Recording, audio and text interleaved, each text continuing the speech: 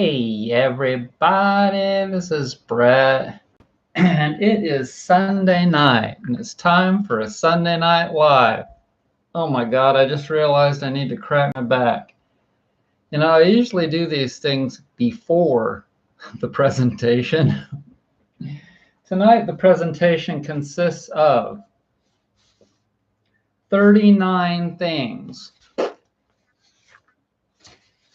39 prospective subjects to talk about that I've been writing down for 2 days. And yay, we've got 4 people. 4 people already. Hang on just a sec. I gotta crack my back.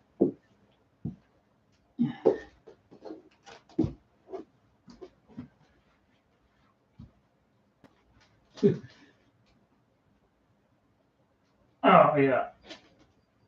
That's exactly what I needed. Oh yeah. Got some deeper ones there.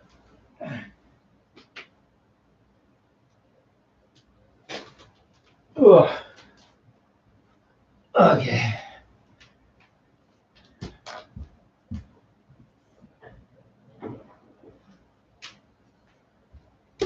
Okay.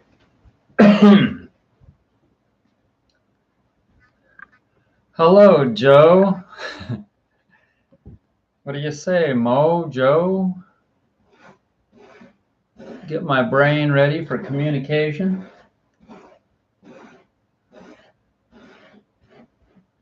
You know, I do all these things that I teach you almost every day. If you only take just a couple of minutes to do this, your brain will function better. And that can actually make the difference between wrecking your car and not wrecking your car. Because this creates awareness. It stimulates and wakes up the brain. It's very simple. You've got this thin layer of muscle completely covering your head. And when you do that, you massage it, it's right next to your brain. It's stimulating your brain. Simple, huh? Might as well do this too. So, hi Cheryl. Hi Joyce. Hi Joe. So how about this? I've got 39 subjects. Somebody pick one, 1 to 39, and I'll read it and tell you what I think.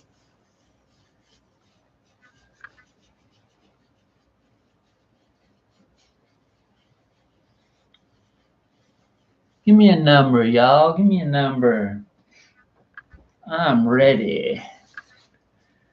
Cheryl says 36. Okay, 36 is, it's good to be naked in the summer. Cheryl, you horny girl.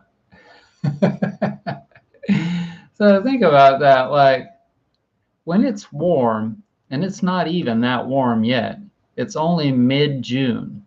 But pretty soon it's going to be a lot warmer.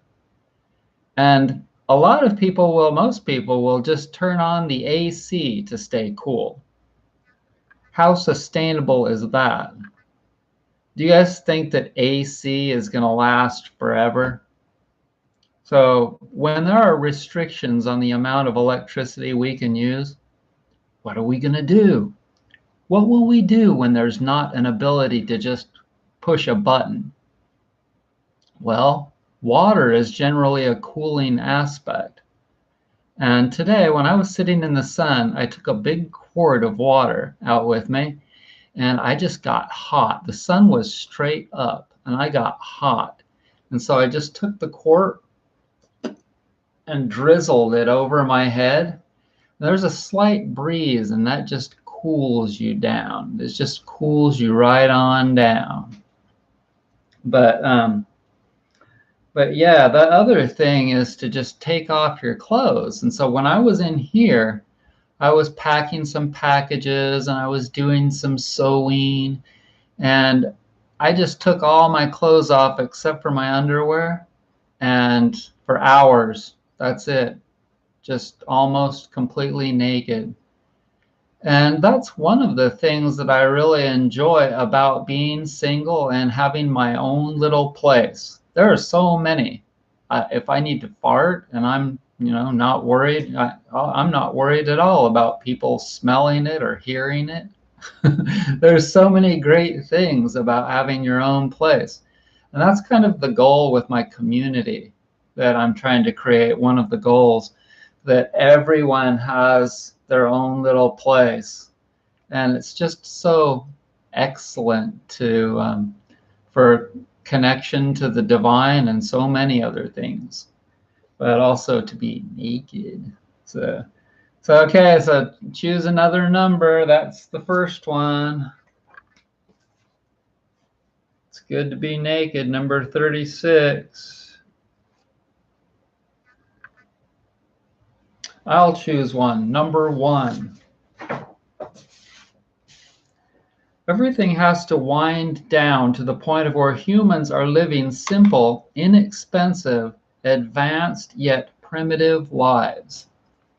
Okay, so this is a subject that's enough to blow people's minds, what I'm just about to tell you, because it's really heavy, because what we've done is we've overexpanded to the point of where people are just spoiled and weak and lazy and stupid. And so what has to happen is that all of those people that have been doing dishes with a dishwasher, all of those people are going to have to get real. All of those people that have been using a dryer to dry their clothes, nope, won't be able to do that anymore in the future too. We'll all have to save our clothes up until it's a nice sunny day, and then we wash them, and then we go outside and dry them. Even if it's like snowy outside, as long as it's not raining, you can hang up laundry on a line outside to dry in the sunshine. And there are just so many things that have become like idiocies, like sewage systems. All of that, it's all going to break down eventually. People won't have the money to hire plumbers. There might not even be plumbers.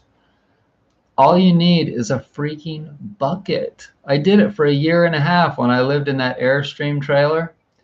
And there's just like a myriad, so many things that are overly complex, and just some things keep getting more and more complex. And like, I don't know that for the most part, a whole lot of these things are unhealthy as well, because not only are they not sustainable as far as the environment is concerned, but also they really make people lazy. People don't have to hang up the laundry because this is good for you. Doing that and standing out in the sun, it's actually good for you. Walking or riding a bike, it's good for you, but people don't do it because they're either too lazy, or they live too far away. They've created a lifestyle in which, it's geared towards having a car. You have to have a car to be able to live that specific lifestyle. And think about the percentage of people that don't live a lifestyle which enables them to be able to walk to get everything done in their lives. But they have to drive 10 miles or 20 miles to their jobs or more. Here, if they work in Asheville, they've got to drive 30 miles, maybe it's 40, to get to Asheville and then back. And so what if there's a gas shortage?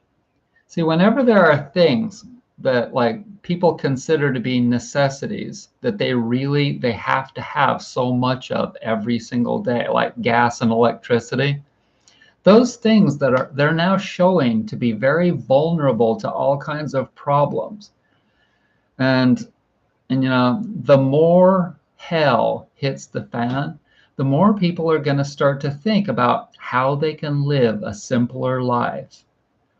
And so the more people get back to these simple lives where, for instance, you've just got a couple of solar panels and a couple of deep cycle batteries. And those are pretty reliable, and they can get more reliable. And so maybe you've even got your batteries hooked up to a bicycle that you can ride and generate power. There's all kinds of ways to generate power. Maybe you've got a windmill.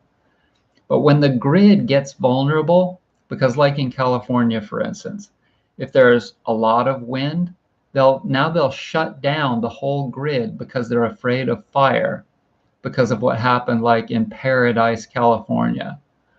That just cracks me up. Paradise burned to the ground. I know it's not funny, but isn't it interesting how the name of that town was Paradise? Hi, Jennifer. Would you like to pick a number between 1 and 39? We've got a whole lot more numbers to go here. Number 2, theory. A person should be able to get to a point of where they can just sit by themselves in quietness and be perfectly happy and comfortable. Okay, so the reason that I wrote this down is because that's what I've been doing lately. And I've been getting a lot more comfortable with just sitting right there. And not only have I been getting more comfortable with it, but I've been getting like to a place where I'm actually enjoying it. And I'll just sit there and I'll be like,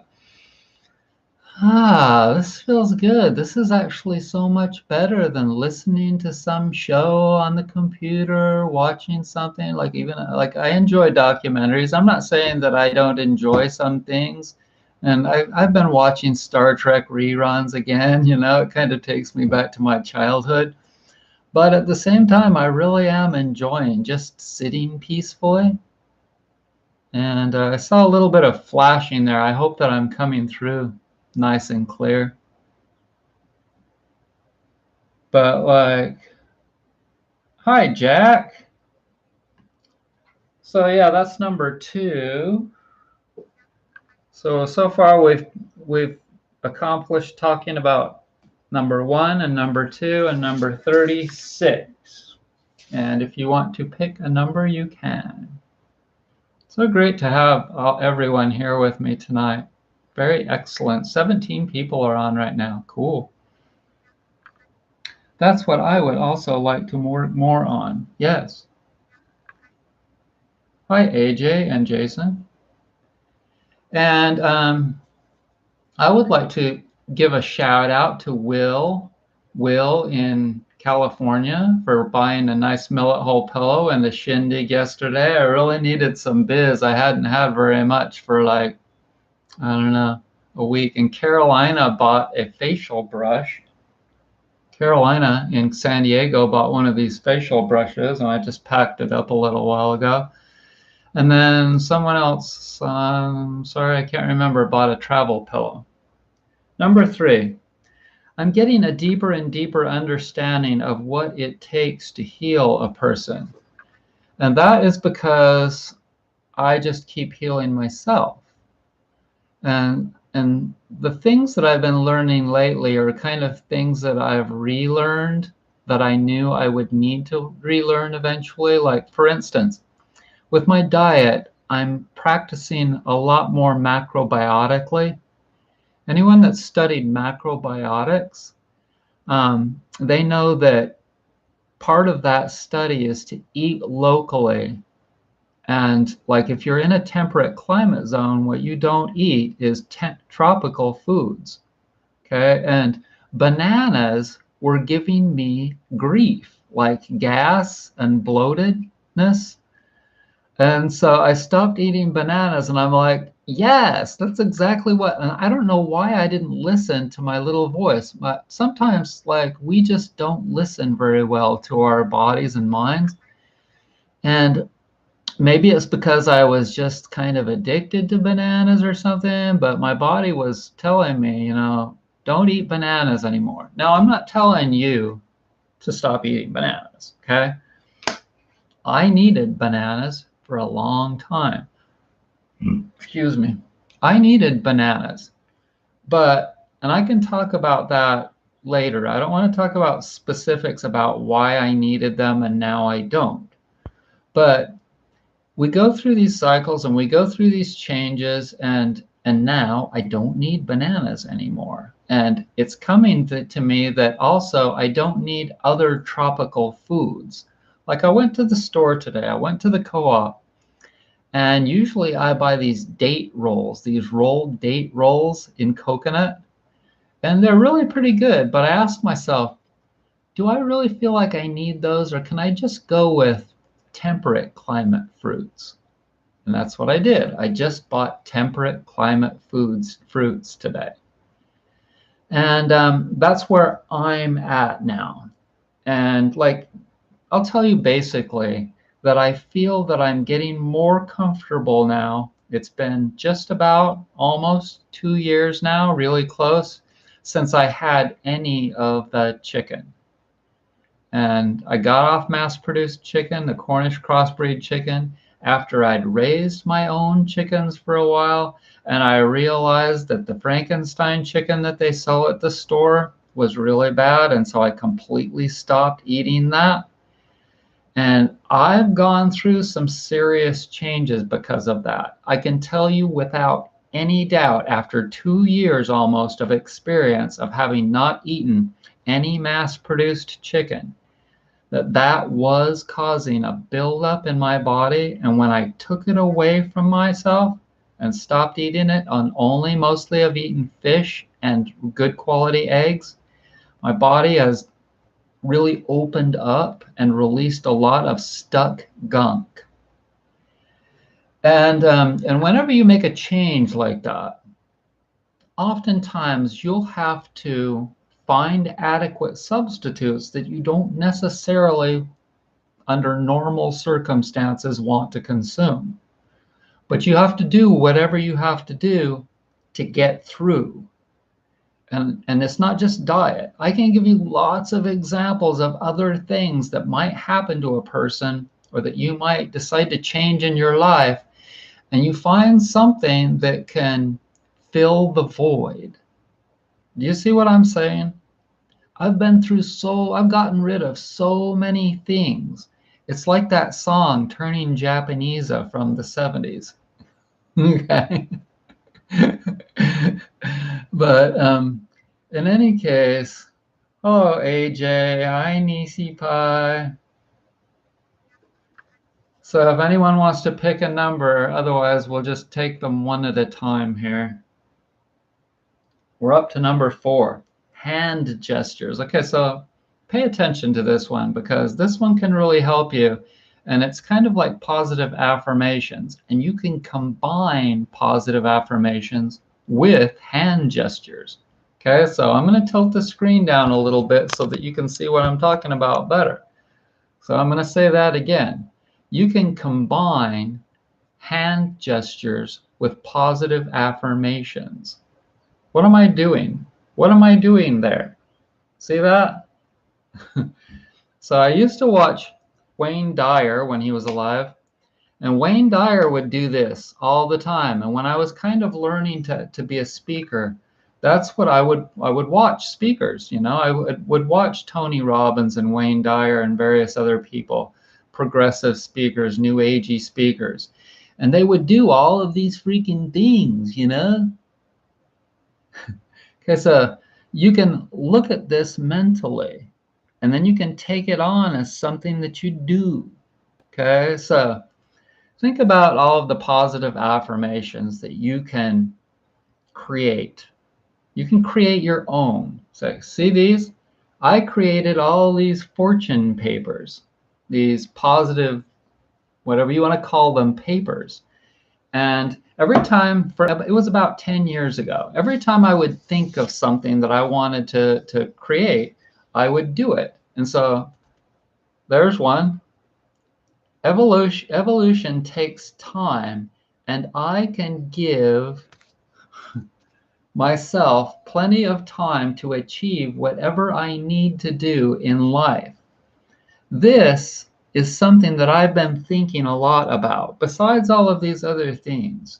This is a very important thing, And so when I wanted to create all these fortune papers that incidentally you can go and download on my website for free. And bear in mind, if you, anytime, just like on any website, if you want to find something like wisdom, these are wisdom papers. You have to know the name. You could just put papers, wisdom papers, fortune papers. If you put that into the little search box in the upper right-hand corner, then you'll be able to find them without having to look through all the categories of things that I sell on my site. It's a lot easier sometimes. But in any case, so if I wanted to create a hand gesture that correlates with this fortune paper, what would I do? Evolution takes time. Okay, so a slow roll. If I were to create time, like, because we all think about, like, when we think about time, it's something that's like forever. It takes forever and ever and ever. So physical manifestations help mental manifestations. And that's why hand gestures are so amazing. And the Indians would have these. Indians would have hand gestures, right? Like when they would tell a story about the sun rising over the mountains, you know? So when you start to heal your body and your body starts to get healthier and healthier,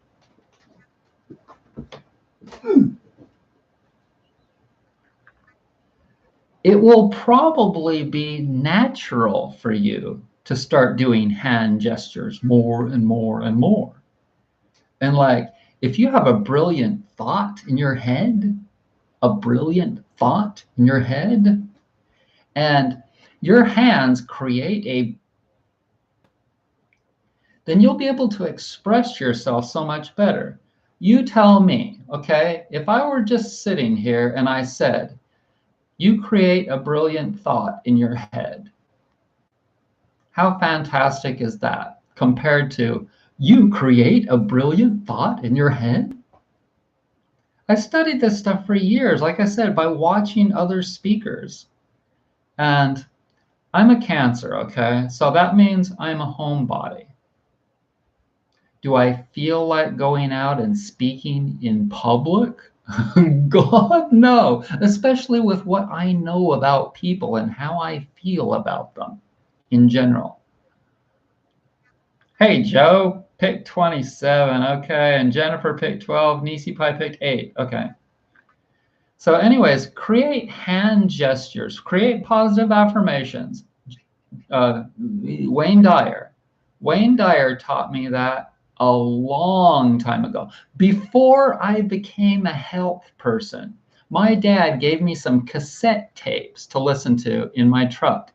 And I'm driving around and he's talking about, this is like in the late 80s. The late 80s. I'm driving around listening to Wayne Dyer in my 89 Nissan pickup. And he's talking about the power of positive affirmations. Okay, so now combine that with hand gestures and feel like the power. Feel the power. And whenever you say power, do something like that, you know? Okay, let's do another one. Let's say that you want something to come to you. You want something to come to you. And you don't have to be talking to anybody. You don't have to be like, you can do this to yourself. I talk to myself all the time, and I don't care if people think I'm nuts. Like, I can be like, this is one of the beauties of being a YouTuber. I could not do this 10 years ago. Sit here and talk to you like this. I didn't even do the live stream 2 years ago. In the beginning, I was nervous to do a live stream. I still get a little bit nervous to do a live stream, but it's really not too big of it. After about 30 seconds, I'm like, woo, hey, everybody, it's Brett, and I'm ready to go. It's just a matter of practice. And incidentally, if you've not hit the the notifications bell down below, definitely do that, because that will tell you when I've created a video, when I'm live, etc., etc., etc. So subscribe, but also hit the notifications bell. And I am accepting donations for my time of writing all this stuff down and spending all of this time teaching you guys all of this stuff that I've learned over the years. But you could also buy one of my fantastic Millet Hull pillows. If you have not done that, you will sleep better. This is not just for me. I make all these pillows because I know that you guys will probably, not everyone will like a Millet Hull pillow. Not everyone. Because pillow tastes are very specific. But it is amazing how many people love Millet Hull pillows, especially if they're made to the right size that works well for a human head, which is square, not rectangular.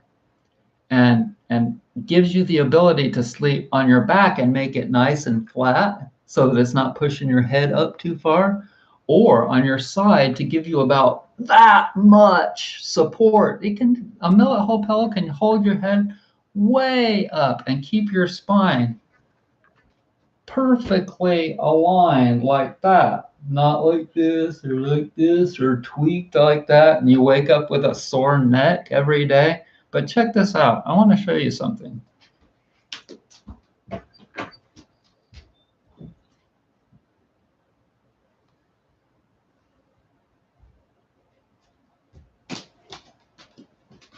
This is a crap load of Millet Hull pillows that are ready to go out the door. That's about 20 of them, of the inner pillow in small, medium, and large sizes, ready to be sold. All I need to do is make a case for them, fill them, pack them in a box, and ship them to you.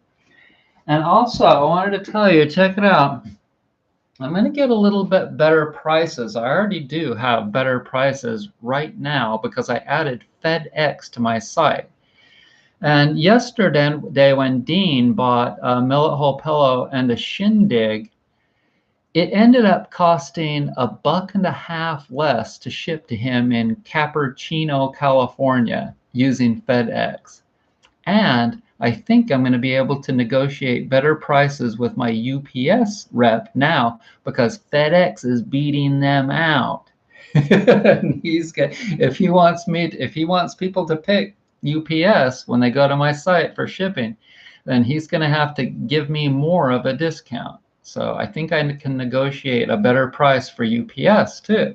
So for West Coast shipping, not West Coast, but like Utah, California, Oregon, Arizona, anything out west, it's going to be a little bit better now, even though it's still, it costs about $25 generally to ship, 25 to 30, depending on how rural you are in the West, to ship a Millet Hull pillow. And it's just because Millet Hull pillows are heavy. They weigh like 6, 7, 8 pounds. But anyways, hey, Donna Miller. Don Miller is just a good name, not because I drink beer. Probably because I've had friends that had the name Miller when I was a kid, and I always liked Steve Miller. People call me the space cowboy. Some call me the gangster of love. Some people call me Maurice, 'cause I speak of the promptness of love. I could keep going on that one. I probably know the whole song. Okay. So 4 or 5. Oh, wait. Okay. Kim Ray. How are you doing, Kim Ray? LNG. What's going on? What does that mean? LNG. Okay, so Joe picked 27. How I got attractive in 1983. Joe, it's interesting that you picked that. Okay, so the way that I got attractive in 1983 is very, very different than the way I'm working on getting attractive now. The way I'm working on getting attractive now, as most of you know, is a very long-term process. It's one little niche, one little tooth at a time. The way that I got attractive when I was living in a big tent in Jackson Hole, Wyoming, my first year out of high school. My very first year after getting out of high school, it was the summer. It was this time of the year. It was almost exactly this time of the year when people are graduating from high school. The day after, I caught a ride up to Jackson Hole, Wyoming from North Ogden, Utah. And I had, as I was driving up there, I thought I was going to get to stay with this girl for a while, but I told her that I was a pot smoker. I told her that I liked to smoke pot. And she was a good Mormon. And when I got up the next morning, there was a note on the kitchen table of her little trailer that said, "Brett, you've got 3 days to find a place to stay." 3 days to find a place to stay. And so I'm like running around Jackson Hole, Wyoming in June of 1983. I was still 17 years old. I was still 17. I was not 18 yet. And so I found these kids that were living in a giant Coleman camp tent in the Wagon Wheel Trailer Park. Thanks, the bringer. The bringer. Well, I'm trying to bring it to you, bringer. So thanks so much for bringing me 5. But anyways, I'm living, so they let me live in there. It was $15 a month, okay? And it was with a bunch of theater kids from Southern Utah State University, which is in Cedar City, Utah, clear down in the areas where you guys have been to with the national parks like Zion and all of that. That's where Cedar City, Utah is. Well, they have a really good theater program for the kids there. And so if you live in that area, that's the school that you want to go to major in theater. But in the summer times, the kids go up to Jackson Hole, a lot of them, to work in the playhouses.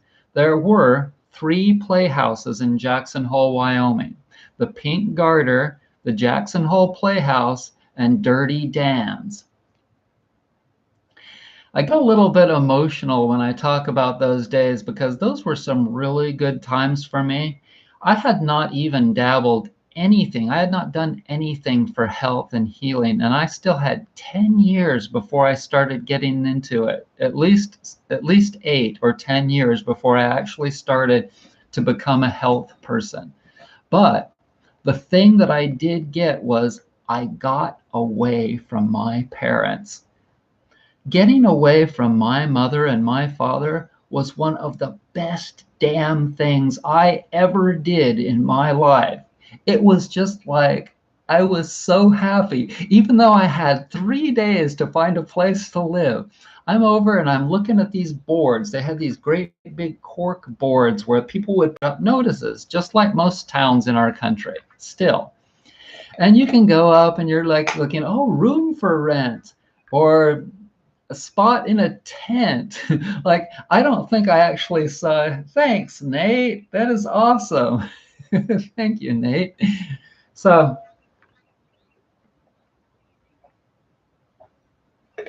I don't think there was actually a note up for the tent space. I think that I called somebody else and they mentioned that there was some kids working at the Jackson Hole. It was like a tourist shop. You know, these tourist towns like Jackson Hole, which is the gateway to Yellowstone Park. Tons of tourist junk stuff that you can buy. Not all necessarily junk, but, you know, caps and Jackson Hole things and buffaloes and all of that. So some of the kids worked there, and I went over there and I talked to them and I said, man, I really need this place. I really need a place to live. And I told them my little story about how this girl had given me 3 days to move out. She was supposed to give me longer than that, and I'm sure that she didn't like me telling her that I smoked weed, you know. I was just a high school kid. We all did that. But in any case, In any case, so they let me stay in this tent with 7 of them. Maybe there was 7 of us total. It kind of fluctuated because we had guests that stayed with us too. And and I was the only one that was warm in the morning, and I was the only one that had a television. That's right. I went to the thrift store and I bought this little like 13-inch television, like a big square one. You know, nothing like they have today, the flat screen ones. They were square. But I bought for $10, I bought a 13-inch black and white television. I had to have my TV. And I bought an electric blanket for my sleeping bag. And so every morning I was warm. And if I wasn't warm, I'd just roll over and turn it up. Nowadays, I'd probably never do that because I know that you get a lot of electromagnetic frequencies. When you're sleeping in an electric blanket, you should know that you're getting exposed to a lot of EMF. But at the time, I was just a kid. I didn't know anything about that. In fact, nobody knew anything about that back then. But I was warm. I was warm, and I had to get up early in the morning though. I had to get up at 5:15 or something because I got a job at Nellie's. And if you go up there in June and you're a kid and you don't have hardly any experience doing anything, you can still get a job in Jackson Hole, Wyoming, because they need workers. They need workers for at the time, 3 million tourists. I don't know how many tourists now, probably not very many last year. But at the time, 3 million tourists a year driving through to go to Yellowstone Park, right? And it was a wonderful place, you know, and it still is, I'm sure, but it's become so, oh my God, it's such what's the word for a place that's become overrun with money? Only billionaires and the worker slaves live there now. But at the time, it was still cool. Oh, Nisi, you don't have to do that. Thanks, Nisi. $9.99. That's another subject that I want to talk about in this, our conditioned minds. So anyway, so I'm living with, I'll tell you, see if I can remember some of the kids' names. Okay, so one of the kids was gay, and you know, it's a bunch of theater kids. Probably 2 of the guys were actually gay, and one of them hit on me. And one of them was the star at the Jackson Hole Playhouse, and his name was Randy. Randy, what the hell was his name? He was really fantastic. He sang and danced, and he was really good. And I'm sure that he went on to some kind of a thing in New York, on Broadway, or who knows. Oops. Because he was quite an entertainer. But he was the star and of the Jackson Hole Playhouse in 1983. And him, Randy, and God,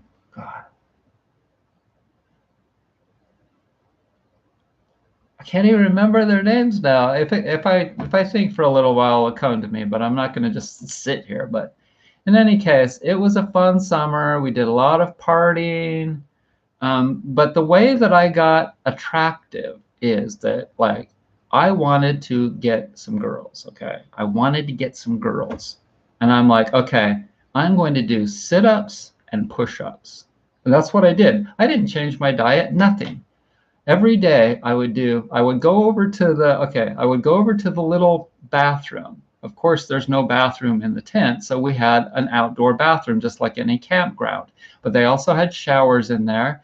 And the total rent for a tent, a big Coleman tent, was about $140 split between all 7 of us. So it was something like, I don't know, it was in the teens, or $20 or something. It was like $116 total. And that included, we had to pay for electricity. So that was a little bit more. And it was off a meter. There was a meter, just like all the other camp spots. Most people had RVs or trailers and stuff parked in their spots, but we had a tent. And I didn't have a car. I was just walking around. I had my skateboard, I think. Yes. And if you look at the Jackson Hole downtown square, you'll see there's a square. And all the sidewalks, as in tradition, are all wood in Jackson Hole, Wyoming. Treated wood. And I would ride my skateboard on those treated wood planks all throughout town, especially in the town square. And it would make this thump thump thump thump thump thump thump thump thump thump thump thump thump thump thump sound. I was 17. So I would ride around the statue. There's a statue in the middle, a statue of some Rough Rider looking dude in the middle of the Jackson Hole Square. And on each corner of the square, you can go and you can look. In fact, there's a live cam, a video cam of the Jackson Hole Square that's on all the time. And you can go check it out. You can watch Jackson Hole live, just like you can watch me right now. But there's a big like awning of elk antlers over each corner that you can walk through. If anybody's been to Jackson Hole, you probably remember that. You might also remember the $1 Million Cowboy Bar. That's been there forever and probably always will be. And like in the $1 Million Cowboy, underneath the glass are all these silver dollars. The silver dollar, $1 million, maybe it's the Silver Dollar Saloon. Yeah, it's the Silver Dollar Saloon in Jackson Hole. I could talk for freaking ever about I spent 3 summers, 83, 84, and 85 in Jackson Hole. And then I would either drive or ride a motorcycle all the way to Daytona Beach for the winter. From freaking Wyoming. And I go back and forth. And yes, I was in Daytona Beach when the Challenger went down, and I watched it out this great big window of the hostel that I was living in. It was a very sad day. So anyways, that's what I did that summer. I did sit-ups and push-ups, and I got muscle on my chest, and I got a flat 6-pack stomach, and it worked. It worked. I had several flings, and then when I went to Jackson Hole, I met Catherine Dupree at the hostel. I was playing pool in the pool room of the hostel on Atlantic Boulevard one day, and there she was, this French girl. And she was really cute. I asked her if she'd like to go down to the beach. It was getting late in the evening. We went down to the beach, and French girls, yeah, baby, French girls. So yeah, that's how I got attractive back then, which is nothing like what I've been doing for the last 28 years. What I'm doing now, see, I still had acne. I still had indigestion. I was a smoker. I smoked for like 7 or 8 years between the ages. Right after I got out of high school, I started smoking, like for whatever reason. First, I started smoking a pipe and just like pipe tobacco. And then secondly, I started smoking cigarettes. And so now I'm on a completely different health journey to get attractive, but for the same reason. That's not the only reason, women, but it's definitely part of it. I mean, we all want to be really attractive, and we all want to attract really attractive people in all regards, not just physically, but also all the other ways. I mean, the sex only lasts for a little while, and then you have to talk to the person. Like, what do they have to say? Are they interesting to talk to? Do you have anything in common? Blah, blah, blah, blah, blah, blah. So for me, I want more than just that. I want to be free. I want to be free to, and I want to have lots of women and lots of guys all living in a community, and we're all friends, and some of us are multiple friends and lovers. And that for me just seems like an amazing, like to have my own little house and to have 2, 3, or 4 girls that I can talk to and have sex with. I mean, that just for me sounds like an amazing deal, you know? And the thing is that the reality of it is that it's a better life, not just in those regards, but in so many ways. It would be so incredible. Like, think about it. When, I'll give you an example. When my grandpa and grandma were together, they had a typical monogamous relationship. When my grandma died, what happened to my grandpa? He was not the same person. He was so low. I remember he came down in the early 90s after grandma died to visit us in San Diego. We were just like, he was not the same person we knew. He was so depressed. He was so down. And what did he do? He went and married one of his friends died, and his wife he married his wife. And she just treated him like crap.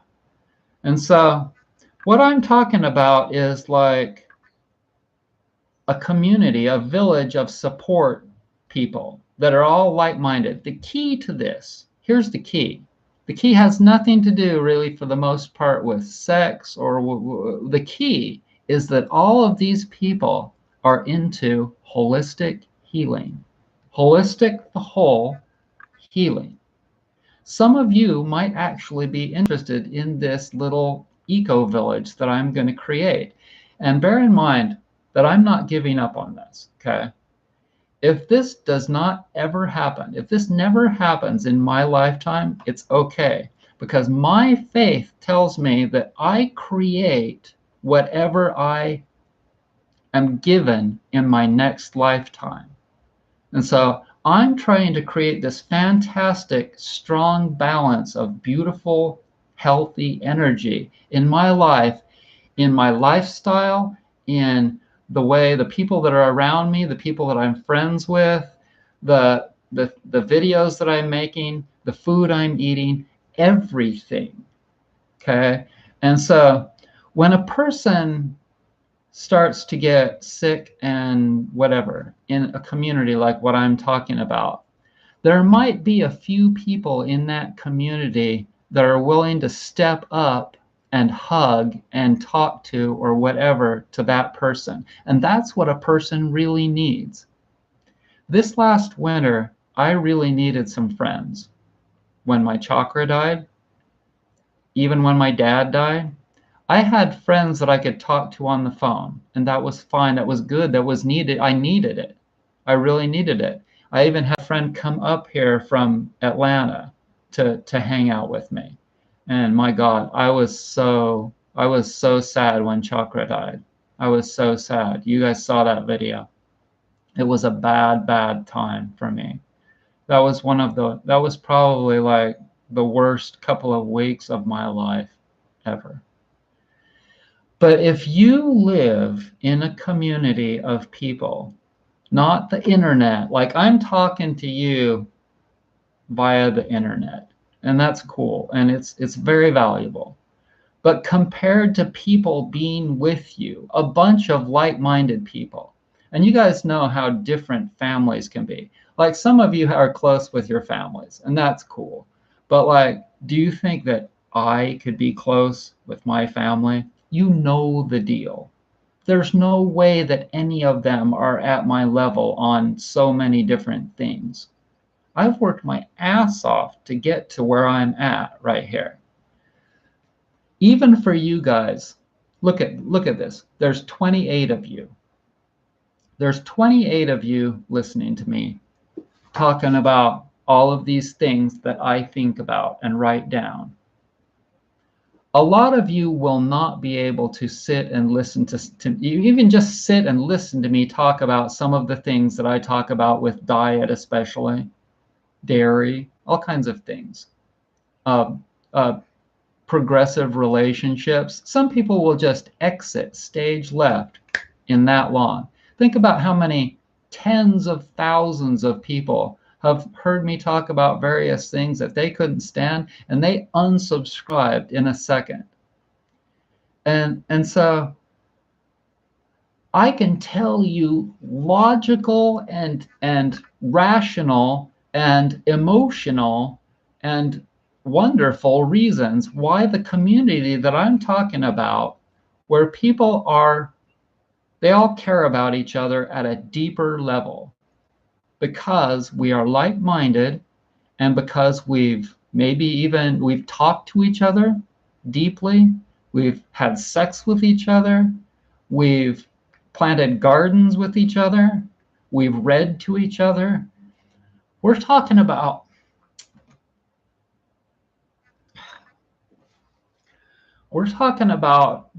a higher level of society. And there are some eco-villages out there that are to a degree like this, But there aren't any out there that are this ambitious, this ambitious. It takes people like, okay, so as far as the sex thing goes, let me tell you how I got to this. Okay, I'm a massage therapist. I'm a massage therapist that has touched a lot of bodies. I've had a lot of women that have come to me for massage because they needed touch. Oh yes, they had knots and tight bands of muscle in their bodies and pain. But it wasn't just that. They needed touch because they weren't getting it from whoever. And the reality of all of this is that even if you totally love whoever you're with and you're totally satisfied with their mind, with their body, with what they give you, etc., there's no way that you can say that you have never thought about being with somebody else. There's no freaking way that anybody can say that. All of you women, there's no way that you can say that. It's totally illogical. It's totally not human. It's totally not natural. It's totally natural to want to experience. Like, look at me, okay? Look at me. Look at me. I'm all yellow because I've got the yellow light on. Look at me. I'm honest. Look at the qualities that I have. Am I a very compassionate person? Not really. There's this guy on my Facebook that I'm friends with on Facebook. His name is Nate. And people just love him. They just love him because he loves them. Am I like that? No. But somebody else in the community might be like that. And if you need somebody to be more compassionate on a day when you're really down, you may want to go talk to them, not me. And I may be your favorite overall, or not. He may be your favorite. But everybody has different qualities. Think about it. Everyone has different qualities. Physically, mentally, emotionally.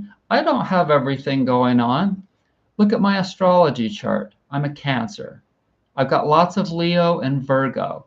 That gives me the ability to perform like I'm doing right now. It gives me the ability to be like the life of the party, etc. on YouTube.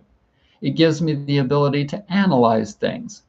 Do I have very much Capricorn? No, I have nothing. I'm just talking astrologically. Most of you don't know anything about astrology, but think about it in terms of just like, thanks, Elena. Thank you. 2? Did you mean to do that, Elena? 2 $10? Maybe you did that accidentally. I'm not sure how I would give you a refund. But in any case, thank you so much. I really appreciate everybody that's given me a donation tonight. But I'm just telling you, like if my grandpa had lived in an eco village of where he had several women and men that he totally loved and was close to, then it wouldn't be near as bad for him if one of them died. It wouldn't be near as bad for the whole freaking eco village because everyone would have somebody to talk to. We're talking about like the only way, though, once again, I must reiterate, the only way that this can happen legitimately and really be good, to be really good, the people have to be like-minded and they have to be into, for the most part, natural health and healing. I mean, if you want it to be really good, I experienced Dancing Rabbit Eco Village, and I've used my little Virgo moon to analyze these different communities. And Dancing Rabbit Eco Village is one of the better ones in a lot of regards, but it is so lacking in other regards. Wednesday night pizza and beer night? No. Wednesday night, they sit and eat pizza and drink beer and watch angry environmental documentaries. I went in there and I was like, can I stand this? How long can I stand this? I gave it 10 minutes and I was out of there. There were so many things. People have to be smart enough. People have to be like, if people are not thinking very well, if they don't have good common sense, then, I mean, I could go, I'm not going to go on about that. I'm just telling you that the people in a community like this, in order for it to work out, they have to be very like-minded. They have, for me, to be in my community, you have to see things in a more logical way. And that means that you have to be very centered. You can't be really, really liberal. You can't be really, really conservative. You can't be too far one way or another.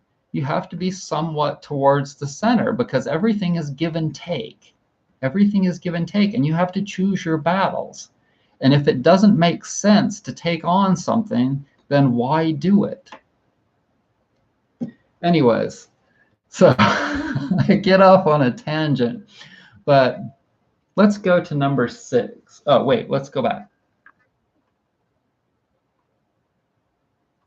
Let's go back because Nisi Pie chose number 8. We're almost to that anyway.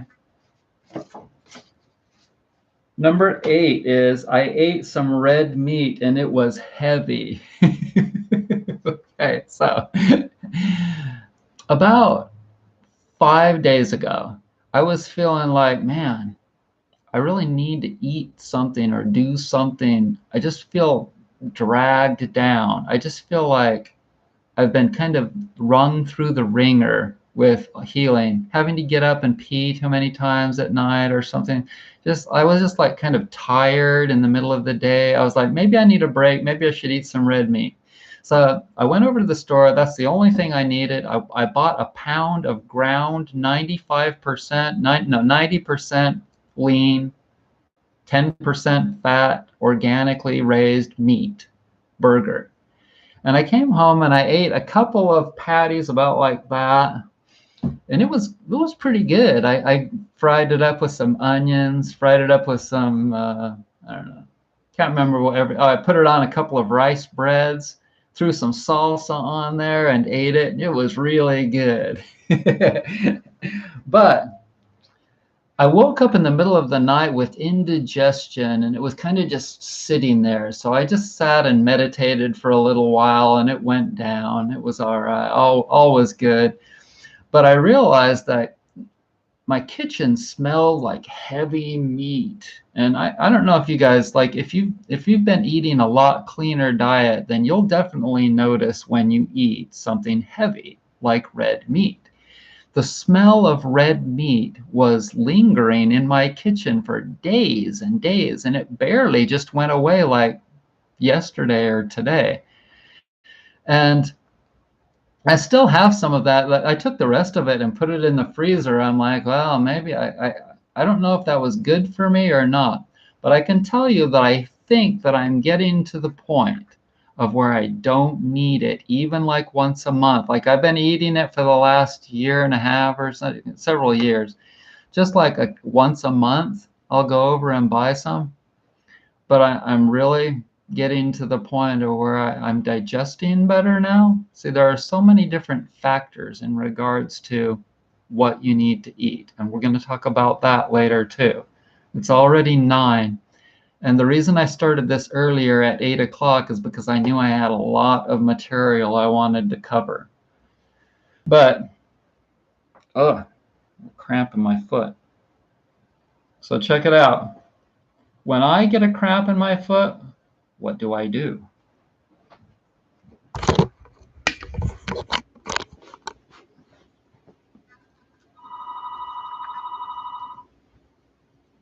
Oh, my God, right there. I have the tools. See, I have the ability to get that out of there. Yes. What? If somebody calls and bugs me during the middle of my thing.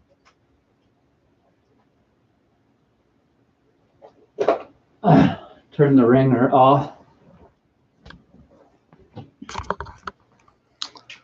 So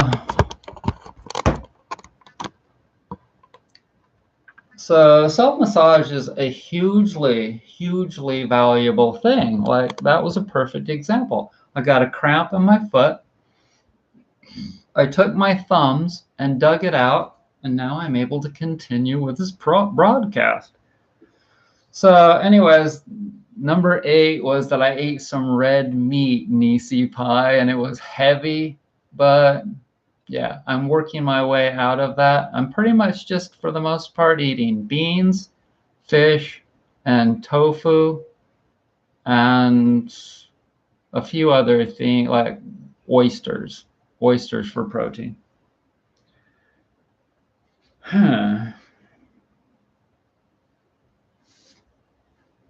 Okay, number 5 is, I have a boyfriend, I'm married, quote unquote. I have a boyfriend, I'm married, quote unquote.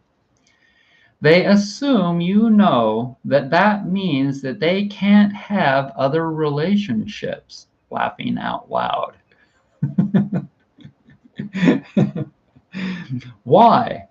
I've imagined myself being married or committed. And so that's how I know. Like, I know the general mindset of people, men and women, in regards to, like, I have a boyfriend, the statement, I have a boyfriend. Like, if I were to ask somebody out and she said back to me, I have a boyfriend, or I'm with somebody now, or I'm married. Oh, that's okay, I'm married. I would look at them like, so?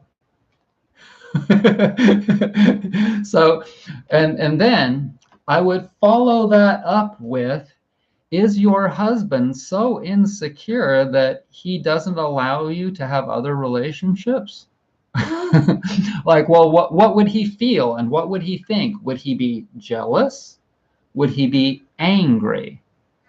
Why did you create a scenario in which you're restricted? Why would you create that scenario in which you're restricted? Because people are weak. People are like, it's not that, see, people could condition themselves if they were to start over. Let's say that you were to start over as a child, and your parents taught you from day one that open relationships were the norm. Think about that. If you were to think about how a kid learns things, and when a kid learns things, they absorb it like a sponge, right? And so you're a kid and you're learning how to talk, you're learning how to walk, you're learning all of these different things, but you're also learning that it's totally natural because you live in an eco-village. You live in this eco-village as a child in which everyone loves each other. Think about that. And nobody is angry or jealous at everybody else. And also, everyone else has nice bodies. Nobody is like obese. No one is sick. Think about what I'm trying to tell you and manifest here. If a kid grows up with 5 fathers and 7 mothers, they're all like equally or somewhat equally loving towards you, is that a better life or not as good a life as what we consider to be the norm nowadays? I'll tell you my deal. When I was a kid, my dad was either working or golfing or at the bar.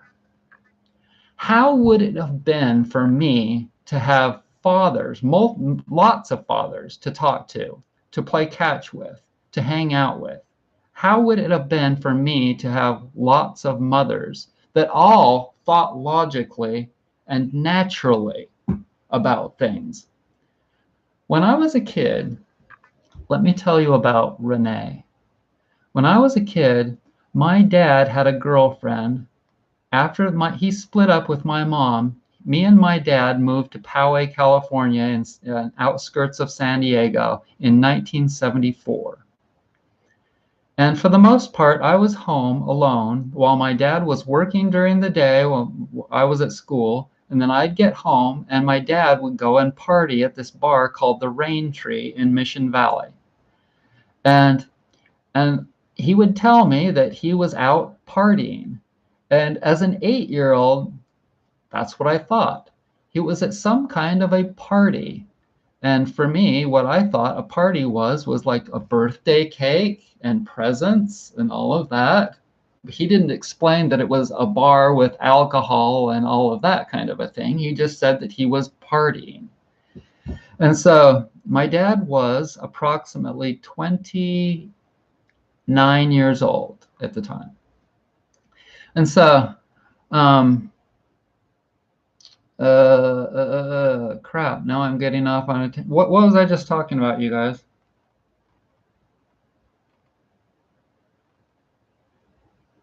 Sup, brother, man? Hey, Kanaka, it'll come to me in a second.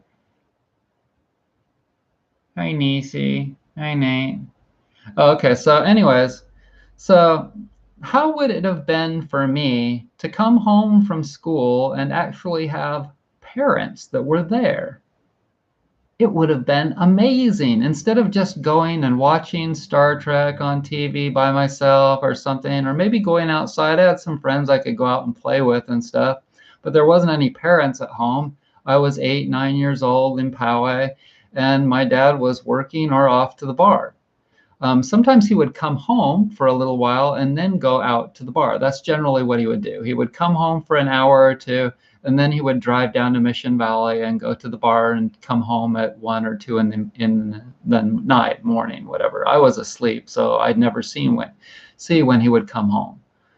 But think about how much better it would be living in a village. And this is how people still do live in some places in Africa and South America. They have like little tribal villages where it's a community thing. And there are so many benefits to that. But think about a modern, holistic tribe of people living together. Not just people that are living together and like they make their money from farming or something like that. That's totally not lucrative at all. But something else that makes, at least a little bit of money, like what I do. I can make $30, $40 an hour by making and selling my products. The problem is that if I have to spend all my time calling people on the phone, that radically lowers my, because I'm not making anything when I'm just having to do advertising. And that's why I send out this flyer that I ask people, would you please tell people about my products? Because people really love my pillows for sure. Like a lot of people really love my rollers, but a lot of people buy my rollers and they don't even use them. That is such a waste. It is such a drag on me too.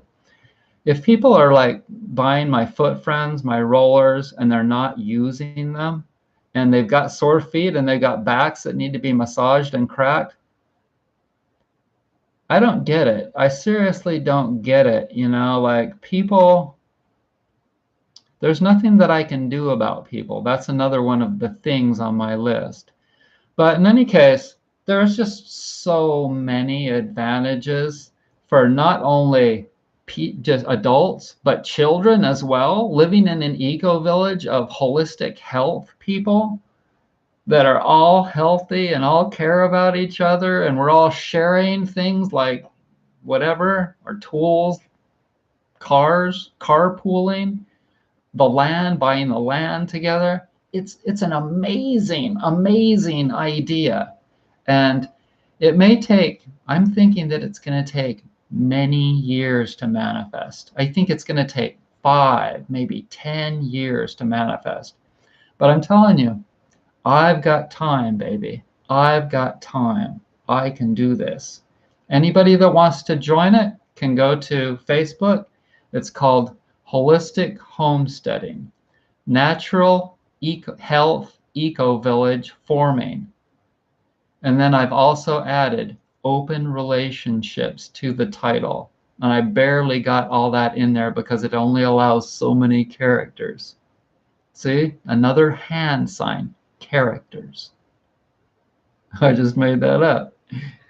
So if you haven't watched this whole presentation, I talk about hand gestures earlier. Hand gestures was number 4. You can create all these amazing hand gestures.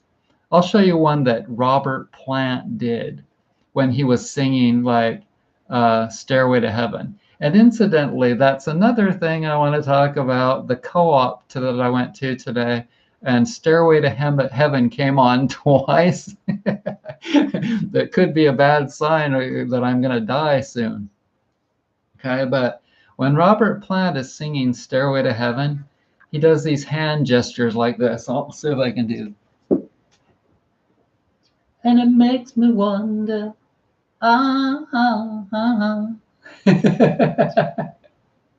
He does these little, they're just like very subtle little hand gestures. If your head is humming and it won't go in case you don't know. Sorry I'm so yellow. Maybe it's because I'm mellow. It's good to rhyme, do hand gestures, dance, all these things. Like you can do dancing things too.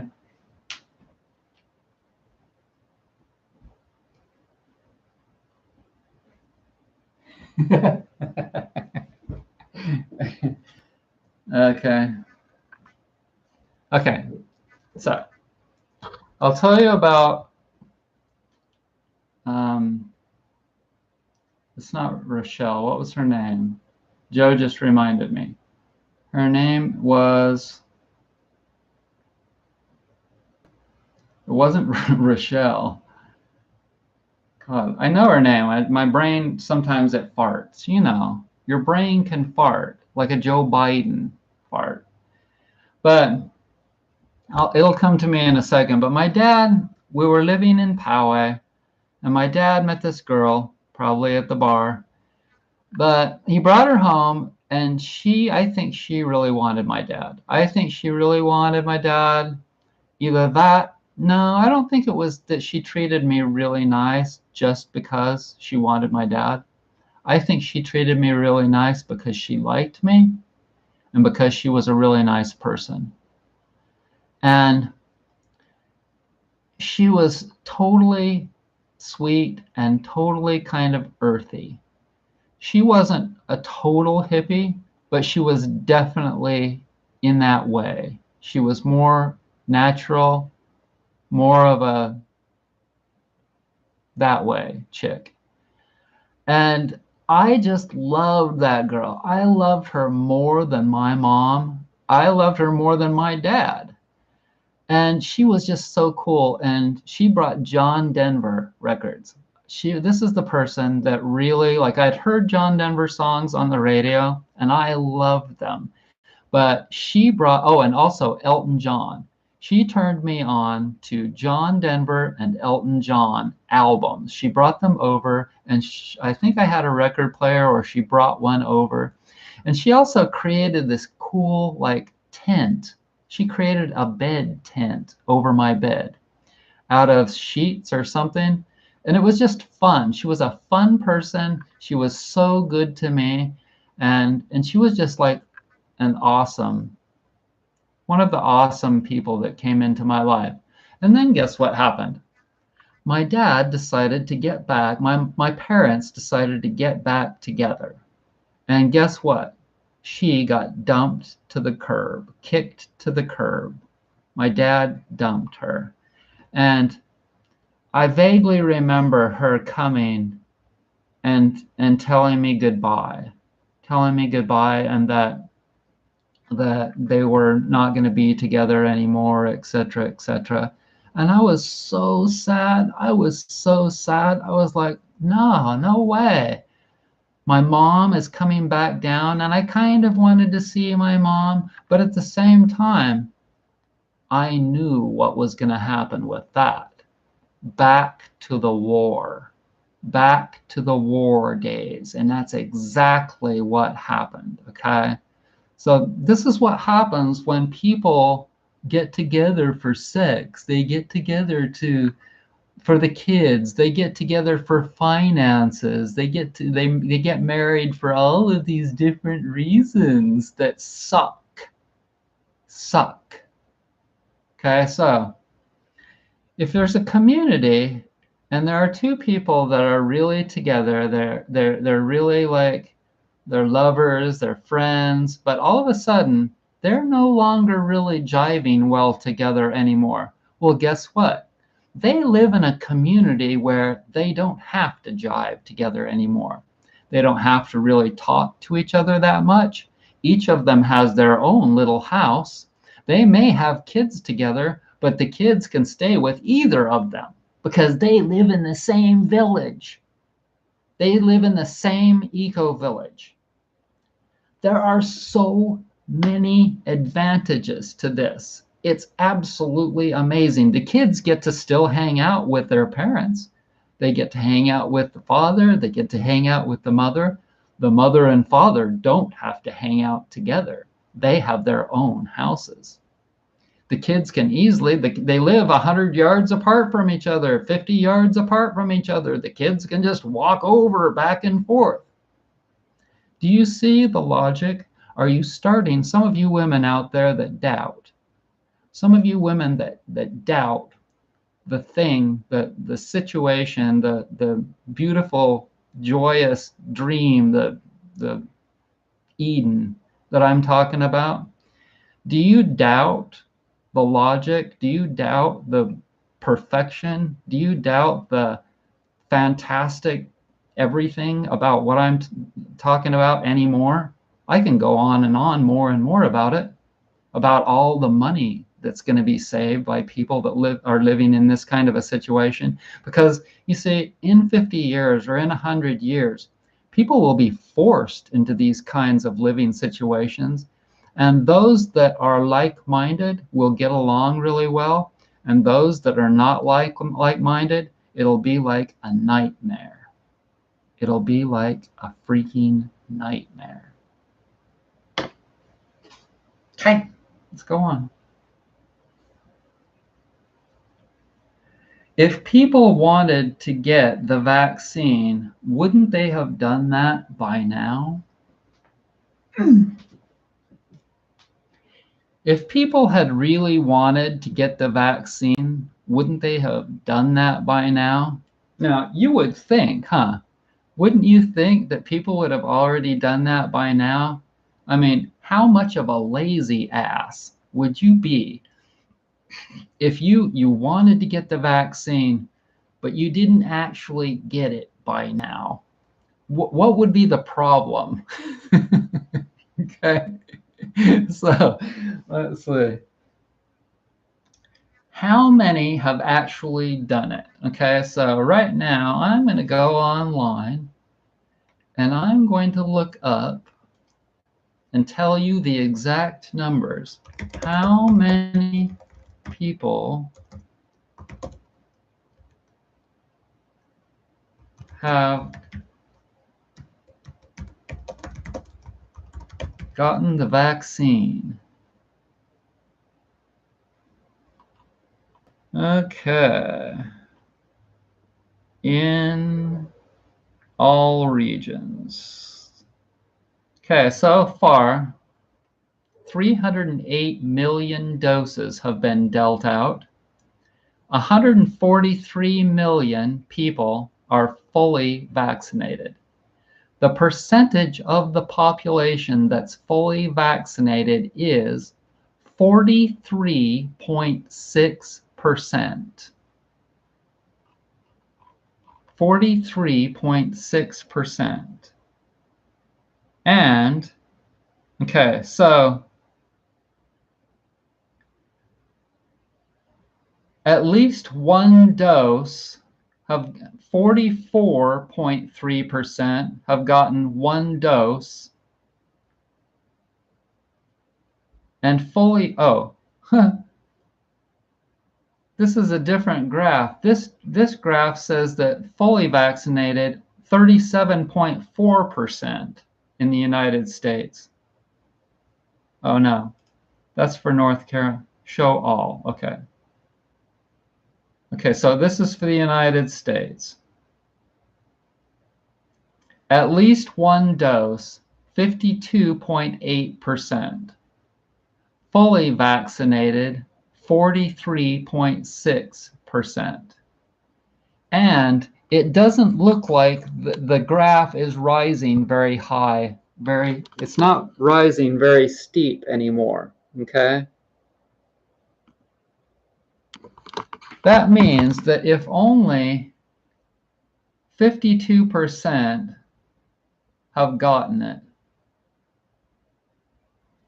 and 43 both doses, I don't think that it's going to go very much higher. I'm guessing 62%, maybe even 65%. Joe Biden is saying 70%. I don't think that's going to happen.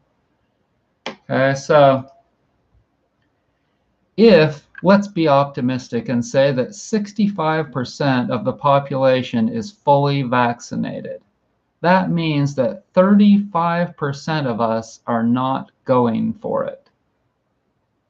That's a lot of people. And I don't think, I've told you this before, I don't think that they can afford to restrict us from going to their restaurants, from going to their ball games, from going to their whatever, on their airplanes, etc. I think that they would lose a lot of money, and I don't think that they can even afford to stay alive if they do that. And guess what? Today I went to the co-op, and for the first time in like a year and 3 months since COVID started, I didn't have to wear a mask in the very liberal French Broad Food Co-op in Asheville for the first time. Yes. And for the most part, it's back to normal, but not the bulk room. You still can't get your own stuff in the bulk room. And I asked the girl, and she goes, well, if you breathe into one of the jars, like the herb jars, if you breathe into one of the herb jars, you might get COVID in there. So, like, whatever. But, okay, so I'd like to also talk a little bit more about my thoughts in regards to that. I don't think that it's over with.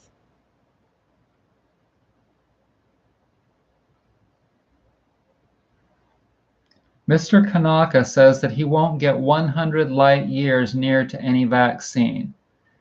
So that's very good, Kanaka, because like for me, I won't either, but I don't think that we're near over with this yet, because not everybody has gotten the vaccine, because a lot of those people that haven't gotten the vaccine are not very healthy, because I don't believe the vaccine necessarily protects against things and it might wear off. They might need a booster shot or something. I don't know.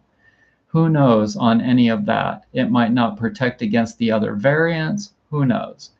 But the bottom line is that people individually may be addressing the real issue, which is that they need to get healthy, but at least the media isn't talking about it. And definitely a lot of advertisers are advertising for things that are more healthy. And I can tell you that my produce managers told me that he's selling $1,000 a day and worth more of produce every single day. So there are good signs to all of this, but you're not going to see it out in the open. And a lot of people aren't really wanting to talk about that they're making strides towards getting healthy, but that is the bottom line. And if they don't do that, then they're just continuing to stay vulnerable to disease, whether it be COVID or whatever it may be. People, if they're not healthy, they are vulnerable to illness of all kinds. Heart disease, diabetes, all of that. And once again, they're also still not talking about how COVID is not the #1 killer.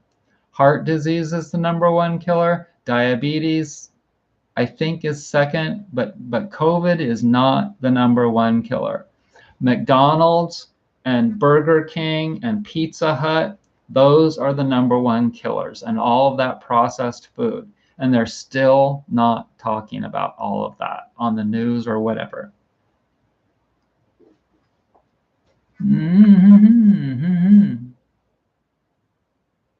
Nisi Pie loves yurts. Mr. Kanaka, my name is Brett, B-R-E-T-T. Brad is like my cousin. Hey, Michael. Michael Jackson. Okay. So, number 7 is that I'm a professional commenter. And if you guys don't know by now, I can write comments on YouTube videos that get thousands of thumbs ups. And like, I'll give you an example. I know I'm bragging.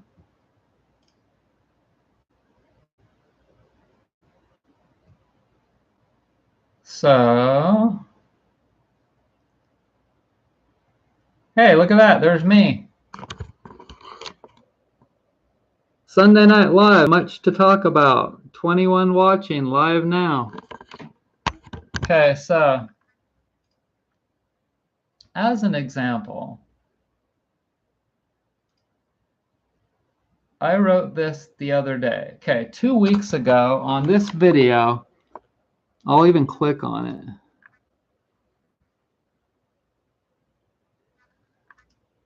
Okay, this video is Prince Gently Weeps from the Rock and Roll Hall of Fame 2004. The song While My Guitar Gently Weeps by George Harrison and the Beatles. That's what this is. And after George died, they did a tribute to him, and Prince plays the lead guitar in it, and it's amazing. If you haven't seen it, definitely watch it. It's from 2004. But I made the comment, the guitar flew up to heaven to meet him there later. 2 weeks ago, I wrote that comment, and it has 585 thumbs ups and 31 replies. The last one, while George held it waiting to jam. Held it waiting to jam. And so I'm a professional commenter. I have some comments that have over 10,000 thumbs ups on them. And they just keep going over and over again. I have one comment where this prisoner was sitting in the back of a car, a cop car, and the cop decided he was going to chase this other car. And so he got hauling butt, and he's chasing this car, and he lost control of the cop car and just totally wrecked. And the prisoner in the back wasn't secured, and he blew out the back window. The dude freaking blew out the back window and landed somewhere out there. And I put the time signature on there, and I put, It's fun to watch over and over again, because you guys know what my thoughts are in regards to like prisoners and criminals and the death penalty and stuff like that. I'm very conservative in those regards. And so like with this guy, he just freaking, the cop car crashed, and he just, in like that long, you should see it, because there's a camera inside the police vehicle recording the whole thing, right? And this guy wasn't secured to the seat, and he just freaking blew out the window. I put the time signature on there, and I put, it's fun to watch over and over again, because you can just click the time signature. People love that. People loved it. It's got so many thumbs ups on it. But I'm so sorry to you humanitarians, because most of you that watch my videos, you know that I'm exactly not. I'm just totally not a humanitarian. If anything, okay, so those of you that really know me and watch me and love me, you know that I care about more so the underdog. The underdog right now is the environment and the animals. Is the abuser and the one that the society, not the society, but the race, the animal breed that's killing our planet, the air that you and I breathe, the water that you and I breathe, the land, everything, the fracking, the EMF, the 5G, the poisonous foods, everything that's being done to our planet. And like, you wouldn't believe all of the things that I've had to dig my way out of that humanity created. The mercury amalgam fillings in my mouth, it is seriously, seriously amazing. So anybody out there that thinks that I'm a humanitarian, you're watching the wrong channel, baby. You are not watching the right channel. We have 7.5 freaking billion people on this planet.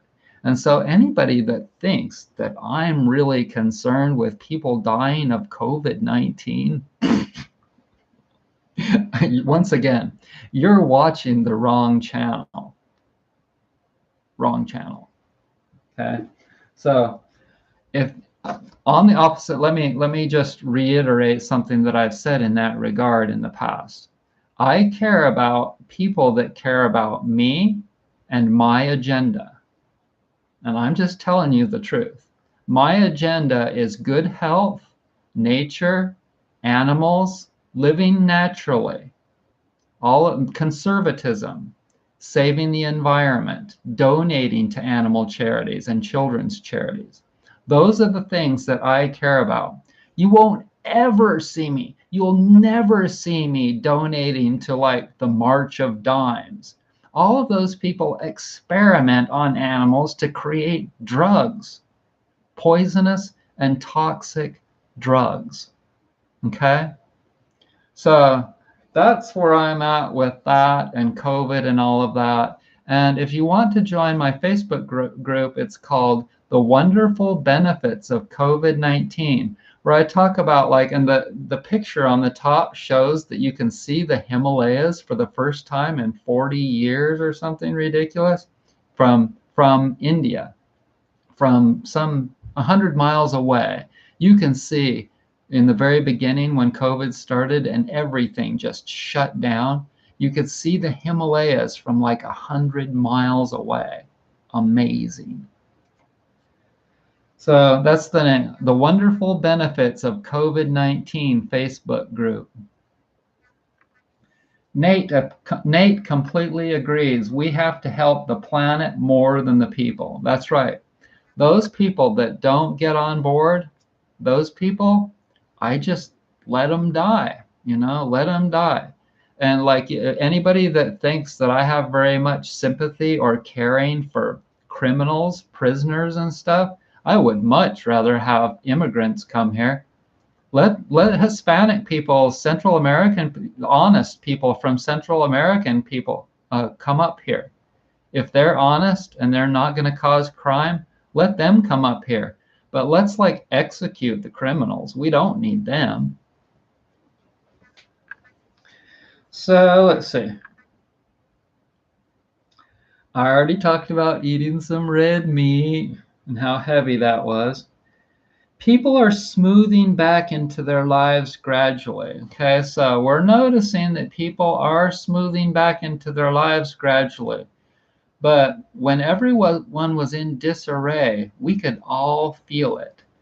But I do think that if we go back into a very difficult time where people start to get really sick again, a lot of people are getting sick again, I don't think it's going to be as bad because we've already been there and we've already done that.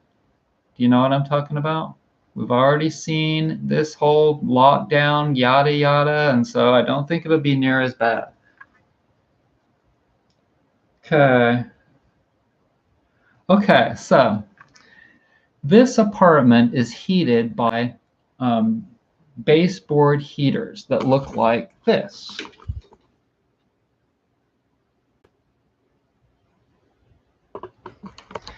And if you didn't know it by now, all electrical appliances are using electricity if they're plugged in.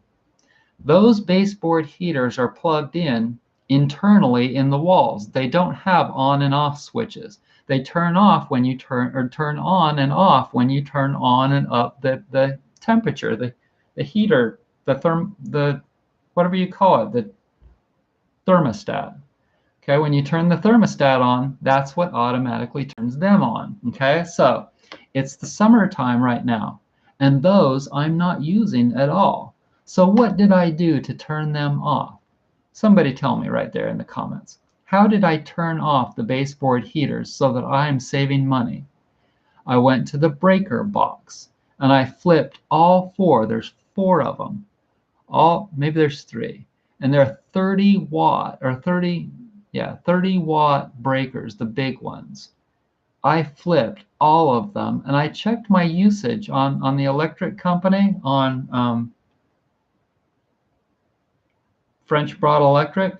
I checked French Broad Electric and I checked my usage. I think I'm saving at least 25, maybe up to 40 or 50 cents a day from having those off. Seriously. And it was instantly noticeable. So that's just something to keep in mind. Whenever an appliance is turned on, and whenever an appliance is plugged in, it is, even if it's not being used, it's still actually trickling a little and using a little bit of electricity. And I think that you can buy these things, and I think I'm going to buy some soon, where it's like a switch that's in between the plug and the wall, so that you can just flip the switch and then your appliance, like your blender or whatever, is not using electricity. You could also use one of these strips, because this does have a switch that you can just flip on it. And then everything that's plugged into that is not using any electricity. Okay. Okay, so people are very apprehensive about things mostly because of COVID. They're still that way. And one of the reasons that I know this is because people are not spending money right now. I know that. My business is slow. People are saving money. The only thing that people are spending money on, some people are buying real estate that's out away from the city, because they learned that in the city where there are too many people, that's where the worst energy was during COVID, especially in liberal cities where there are people that are more earth-based. They're the ones that freaked out the most. In this little more of a conservative town, where there are some liberal artsy people here, but in a smaller town, it's not near as liberal as generally as a larger town, especially like Asheville. And so Asheville, it was just a nightmare. Places like Portland and Asheville and what's that one in Texas? And Boulder, Colorado, all of those super liberal progressive towns, those were nightmares for COVID because the liberal mindset is gets like very freaked out over that kind of a thing. They were all wearing their masks religiously, and a lot of them got their vaccines, etc., etc. But not if you were a health-minded person like me. It's completely different. A moderate health-minded person like me is never going to get the vaccine. And we're not going to freak out over all of that because we've been working on our health. We could give a flying you know what about the vaccine and COVID.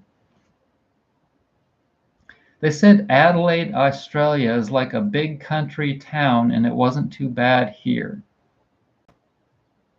No, I've never had children and I've never had any desire, like zero desire to have children or get married. Never.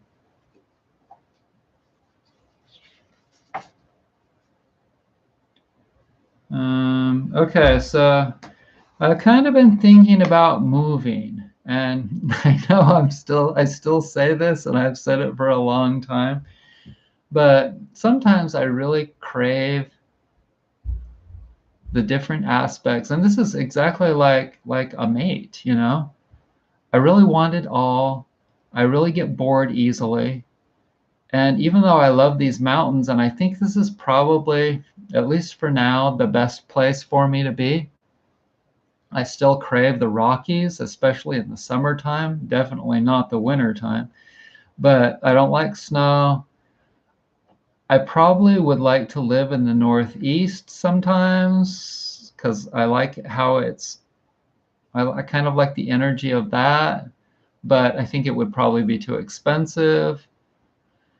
But maybe like, I don't know, Connecticut or something. But I just feel like sometimes that I want to live in a different place. I've lived in the Appalachian Mountains for 14 years now. That's a pretty long time, you know. I've lived in this general area for 14 years, and I don't know. I just kind of crave a different thing sometimes. I'm not a desert person. I'm definitely not somebody that likes living in the desert. The only way I could live in California is if I lived relatively close to the coast, or there are some mountains there, you know. But anyways, so I'm not really going to read some of my Facebook posts. I'm not really into that. I oftentimes can't get satisfaction. You know that song, I can't get no satisfaction. Well, that's totally me. I love variety so much, you know, and different things. I've been sleeping a lot. Right now, I'm not sleeping so much. I kind of go in cycles of where I'm sleeping 7 or 8 hours, and then for a while when I'm going through my healing crises, I'm sleeping 9, 10, 12 hours. I went through one about a week ago, and there was a day when I slept. It was kind of a migraine on my right side of my head, and I slept for 16 hours straight. And I just flow with it and I allow my immune system to just do its thing. I just rest as much as I can and take care of myself, and I don't worry about things, and I get through it every time. I wonder how many people are spending more time stoned. Okay, so some of these are just thoughts that go through my head, or I wonder how many more people are spending a lot more time stoned.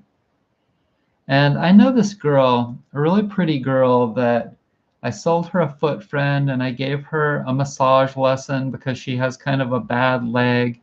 She's only about 40. She's really beautiful. I'd like totally love to have sex with her. But she's got so many problems. She's kind of well off financially. She's kind of well off financially, and she has a little shop here in town, but it's not doing very well.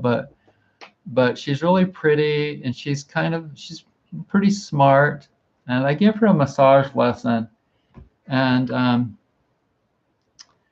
when she was here and she was getting this massage lesson, she asked me if I smoked and if I'd like to, smoke a bowl with her. And I'm like, oh, no, not really. I haven't done that in a long time and I don't really have any desire to.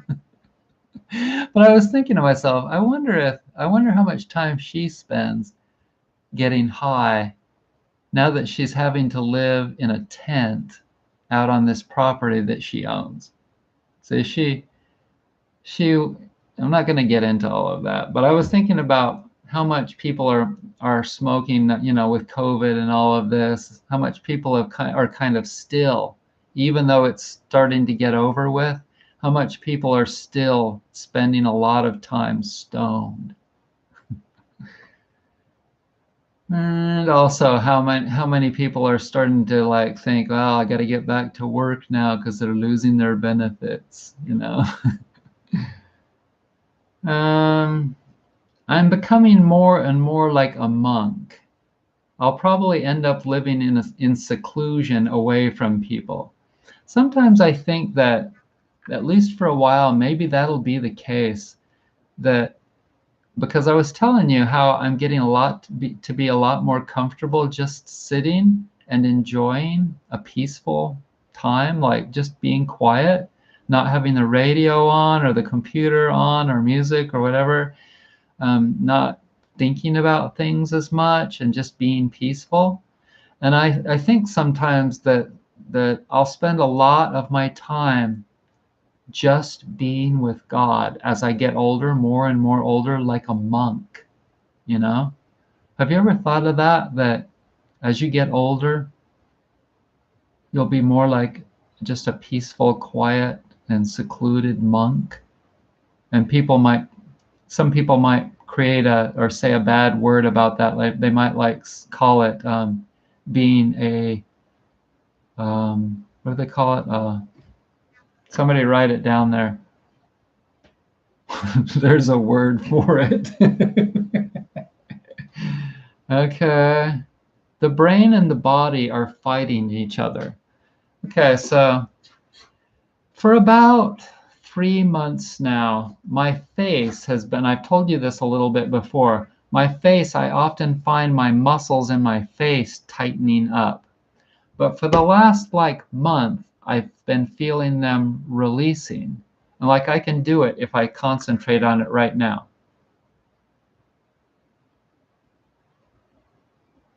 There. There, I totally relaxed. Maybe not totally, but I really relaxed. I really relaxed my face muscles. That's what gives you wrinkles. When your face is tense, or when you're squinting from the sun. But also, if you're experiencing a lot of stress and anxiety, what happens to your face? Your face muscles tense up. And you'll notice that as people get older, it's easy to see that they get a lot more wrinkles. They keep getting more and more wrinkles. I'm going in the opposite direction. Now, I knew that I'd go through a cycle in which my face muscles tightened up. But that's just natural because of all of the different things that I'm doing. All of the muscles, you'll find that all of the muscles in your body will go through these cycles.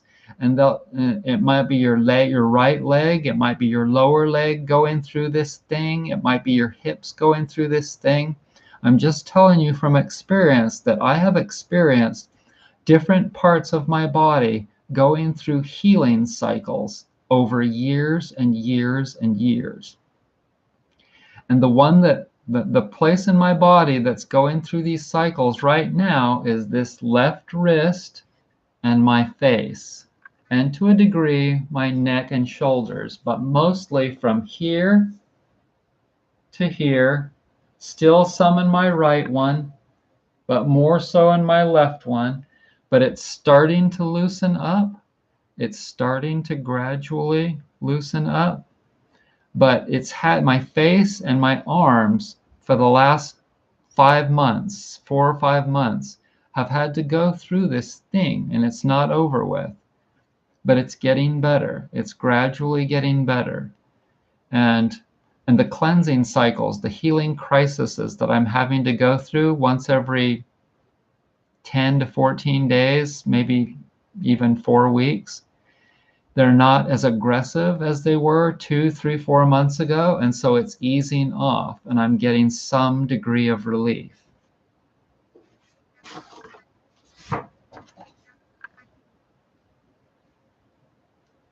So that's kind of the brain and the body are fighting each other. And it's really hard sometimes because, like, if your brain and your body are fighting each other too much, that's when you need to ease off in some regard. Okay, so that's one of the reasons why I ate some red meat about 5 or 6 days ago, because I was having too much of a battle between what I wanted to do with my mind and holding the line in regards to my diet and various things, meditating and stuff like that, and my body resisting it too much. When your body is resisting the mind too much, it will rebel against you.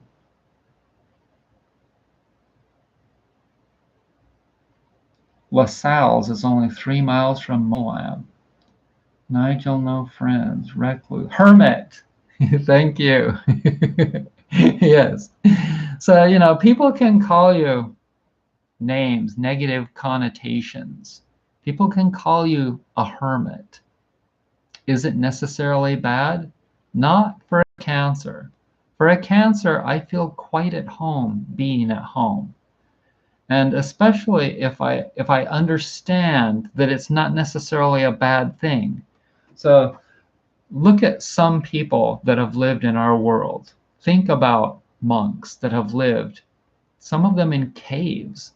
They just like, okay, I'm going to go up to this cave and all I'm going to eat is a small handful of barley every day to sustain me.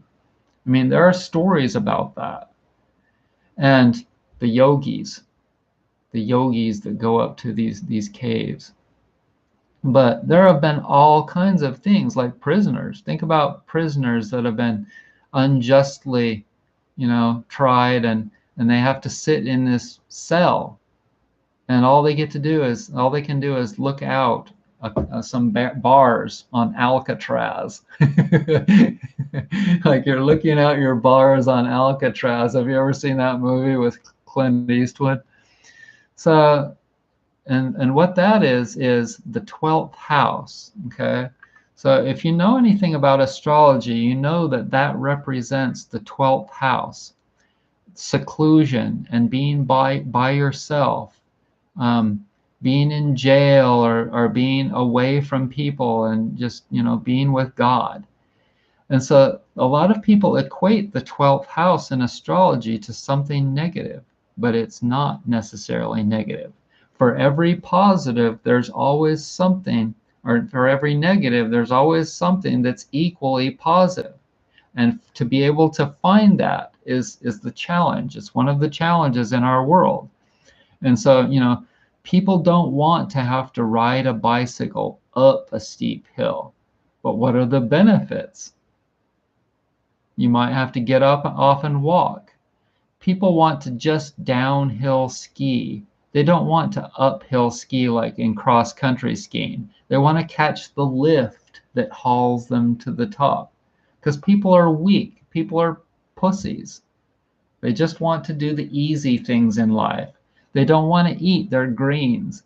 They just want to eat donuts.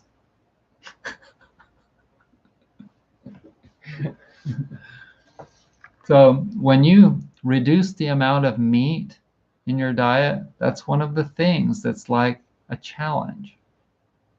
And you do that for a lot of different reasons. So, 19. Will rebel groups in foreign countries align with rebels in civilized countries? Okay, so remember back in 2001 when Al-Qaeda attacked the Twin Towers and the defense building, whatever it's called, and then then some people stopped the hijackers from attacking the White House in that plane, and it went down in like Missouri or something. Okay, remember 9/11. Remember the people that Al Qaeda, those people in the Middle East, and they allowed them to stay to hide out in Afghanistan. We all know the story. So think about the Taliban and Al Qaeda and all of those people. Are all of the concepts, all of the anger that they have against the United States and other so-called first world countries, are they completely wrong? I ask you that right now. Somebody write whether they think that those people are completely wrong to fight against capitalism and knock down two of the biggest things, two of the most giant things. There's no way that you could have talked about this in 2001. They'd have probably hung you here in the United States. But I'm asking you the question, is capitalism and all of the things that are connected to it, like, for instance, the medical industry, all of those businesses in the Twin Towers, were those businesses that were geared towards sustainability? The beefs, the anger and the beefs that those people have, Al Qaeda and the Taliban and all of those people, against capitalism and the U.S. military and the U.S. government and everything that the United States stands for, junk food and all of those kinds of things. Are all of those people's thoughts wrong? Are those people completely 100% wrong and in the wrong? You tell me. They knocked down something, a couple of giant buildings. Would I ever want to work in giant buildings in New York City? You know me, I'm a naturalist. I'm a naturalist, right? Would I ever want to even go to giant buildings in New York City?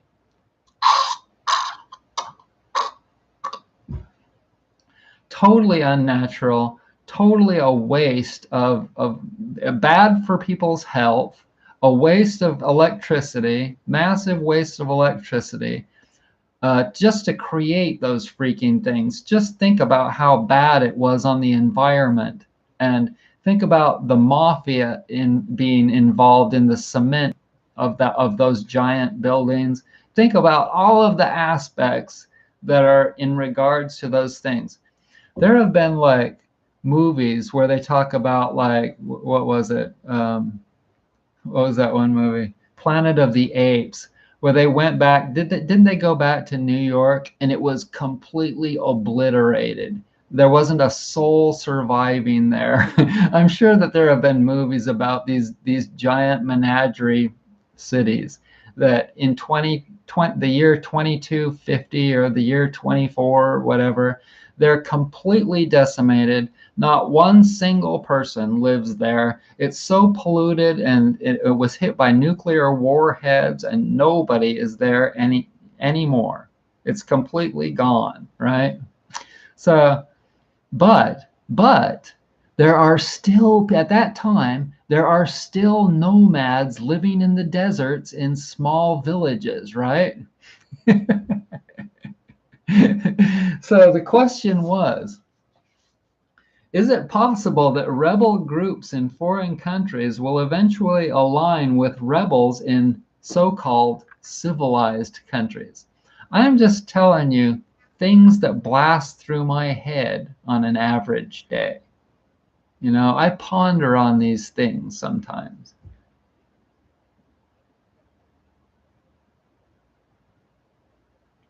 That is true. War kills, Michelle says that war kills innocent people every day and no one batters an eyelid.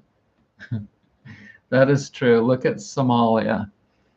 So we're going through our days and it's so peaceful and everything. But in certain places like Somalia, it's like a complete war zone.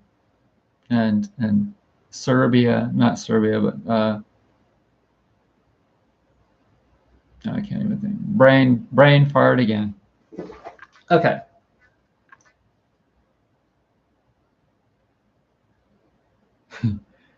So many, I wrote down so many things. I don't know if I can even get through them all. Think about the things that we've been conditioned to worship. Now that you've seen the reality of a pandemic, do those things matter as much? What does matter? So think about all of the things that people think are really, really important. And then COVID comes along here and just throws a serious wrench into everything. And people are in like shock. Think about how people have been in shock. And so are people completely out of this state of deep shock? A lot of people, I don't think that a lot of people are completely out of it. I can tell you for sure that people, so many people today that I saw in Asheville at the co-op and on the streets and are still wearing masks. And that means that they're still scared and they're still in this state of shock. Why would anyone in their right mind want to cover their freaking breathing up? Why would someone restrict their own breathing if they weren't in some kind of a mental state of disarray, right? And it's really, for me, like, I don't even really like seeing it. I feel like starting a group. I feel like only being with people that are back to some state of normalcy or some kind of a decent sanity in their freaking heads. Do you know what I mean? Like, I don't want to be around those people that are still wearing masks in public. It's just like, ugh. Okay. Immigrants versus criminals. Now, I already told you what I thought about that. Like, like, I would much rather live in a country with sane immigrants that are wanting to work. They're not causing any kind of crime or problems. And I'm not saying that they all are like that, because some of them are criminals for sure. But most of them are probably just wanting to escape the criminals. But for me, I don't have much sympathy for people like George Floyd, for instance, that are like career criminals. That's what he was. He was a career criminal. And the guy that killed him, I don't have much sympathy for him either. So 22. Thank God people are becoming impotent. So that kind of goes along with everything. And you can see that's total proof that nature and the way things actually are happening totally 100% coincides with my attitude towards everything. So they say, if I am remembering correctly, that male sperm counts are down by like 40% from, I don't know how many years ago. Maybe it was 10, I think it was only like 10 years ago.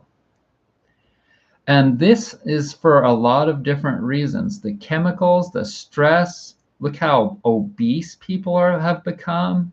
I mean, it's all you have to do is open your eyes and look and see people's health. And the reason people are obese is for a lot of mental and emotional reasons, as well as their diets, and the devices. All of these different things are causing people to become more impotent. And that is absolutely perfect. The more sick people become, not just men, but women too. Women won't be able to have babies too. Perfect. Somebody asked me if I have kids. Never wanted to have kids, but I'm sure I probably could because I eat a really good diet and I'm seriously horny. And so I can tell you, but I am seriously glad that people are becoming less and less able to make more humans. It's so good. Thank God. Thank God. And that's another thing with COVID that was a good thing. That was another really good thing with COVID, because like people haven't been able to go out and mess around at bars. I know a lot of people are staying home and making babies more, but it's kind of pros and cons. Sometimes I wonder if the grays are you us in the future when we don't have mouths and can reproduce. Okay. Let people be stupid. You can't do anything about it anyway. The ambulance will come and haul them away. Okay, so we've been like resistant for a lot of different reasons against like the vaccine and all kinds of different things in regards to COVID. And some of us have been really worried about people. Some of the people on the COVID, on the pro-vaccine side are worried about themselves. They're worried about the country. They're worried about the economy. And what if people don't get the vaccine? Then they'll get sick and we'll have to experience all of this again. But then those of us that didn't want to get the vaccine, we're like, oh my God, if they do that vaccine, it's going to make their immune systems less strong. They're just putting off the inevitable. They're not really focusing on their, I mean, these are things I think about. But so I've gotten to this point of where I'm just like, okay, let people do whatever they're going to do, whether it be working on their health, which is good in my opinion, or just choosing the quick fixes and eventually getting sick. The McDonald's where I live, the McDonald's is 2 blocks from me, 3 blocks from me. And the line, I guarantee you, the line is still going around it. And it goes around it damn near 24/7 every single day of the year. And that's a lot of people turning to junk food. And so, am I going to make videos about it, funny videos, this and that? I'm working towards getting to a point of where I'm realizing that it doesn't have anything to do with me. It's not connected to me. It's just like that video I made where I talk about all of the different businesses that I'm just not connected to them. And so I'm working towards getting to a point of where I'm only focusing on the things that I really want in my life. And that all coincides perfectly with my healing and where I'm at right now. And it doesn't mean that I don't remember all the times when I was really angry and I needed to express my feelings. I needed to scream. I needed to make angry videos. I needed to bitch about things, all of those kinds of things. It doesn't mean that I don't remember all of that. It just means that I'm evolving to a new place of where I'm realizing that all of those people and all of those things don't have anything to do with me anymore. You know, it's like if you were to ask a football player how many home runs he hit today. None. I don't play that game. Okay. So let people be stupid. You can't do anything about them anyway. There are people out there that have jobs. They have jobs that are directly related to all of those people that are going around that McDonald's. And one of them is the ambulance driver. So when they have their heart attack and they die and their wife is like, oh my God, oh my God, maybe we should have changed your diet years ago. Well, it's okay, because there's the ambulance driver that'll come and load them up in the ambulance and haul them off to the morgue. So everything's covered. There's a job for everybody. It's all perfect. And you don't have to worry about them, because there's also the dude that runs the backhoe that'll dig the hole for him. There's the people that work at the crematorium that'll run the oven and burn them up, and then they'll put all the ashes in the urn for you. Everybody's got a job that's taking care of every single job that needs to be done out there. And granted, once again, those people don't have anything to do with me, other than I know that their job is taking care of whatever needs to be done. Okay. What would happen if you completely took meat away from people, like old people? Okay, so once again, these are just thoughts that go through my head. What would happen if you completely took meat away from people that were used to eating it? What if you forced people to eat whole foods only? Okay, so this is like a hellish situation that could possibly happen under certain circumstances. Like, for instance, remember that movie with Tom Hanks where Cast Away, where he was forced into a situation of having to live on an island, right? It's kind of interesting. He was working on a movie when COVID hit, and then he was actually on a giant island, Australia, and he caught it. Him and his wife caught COVID.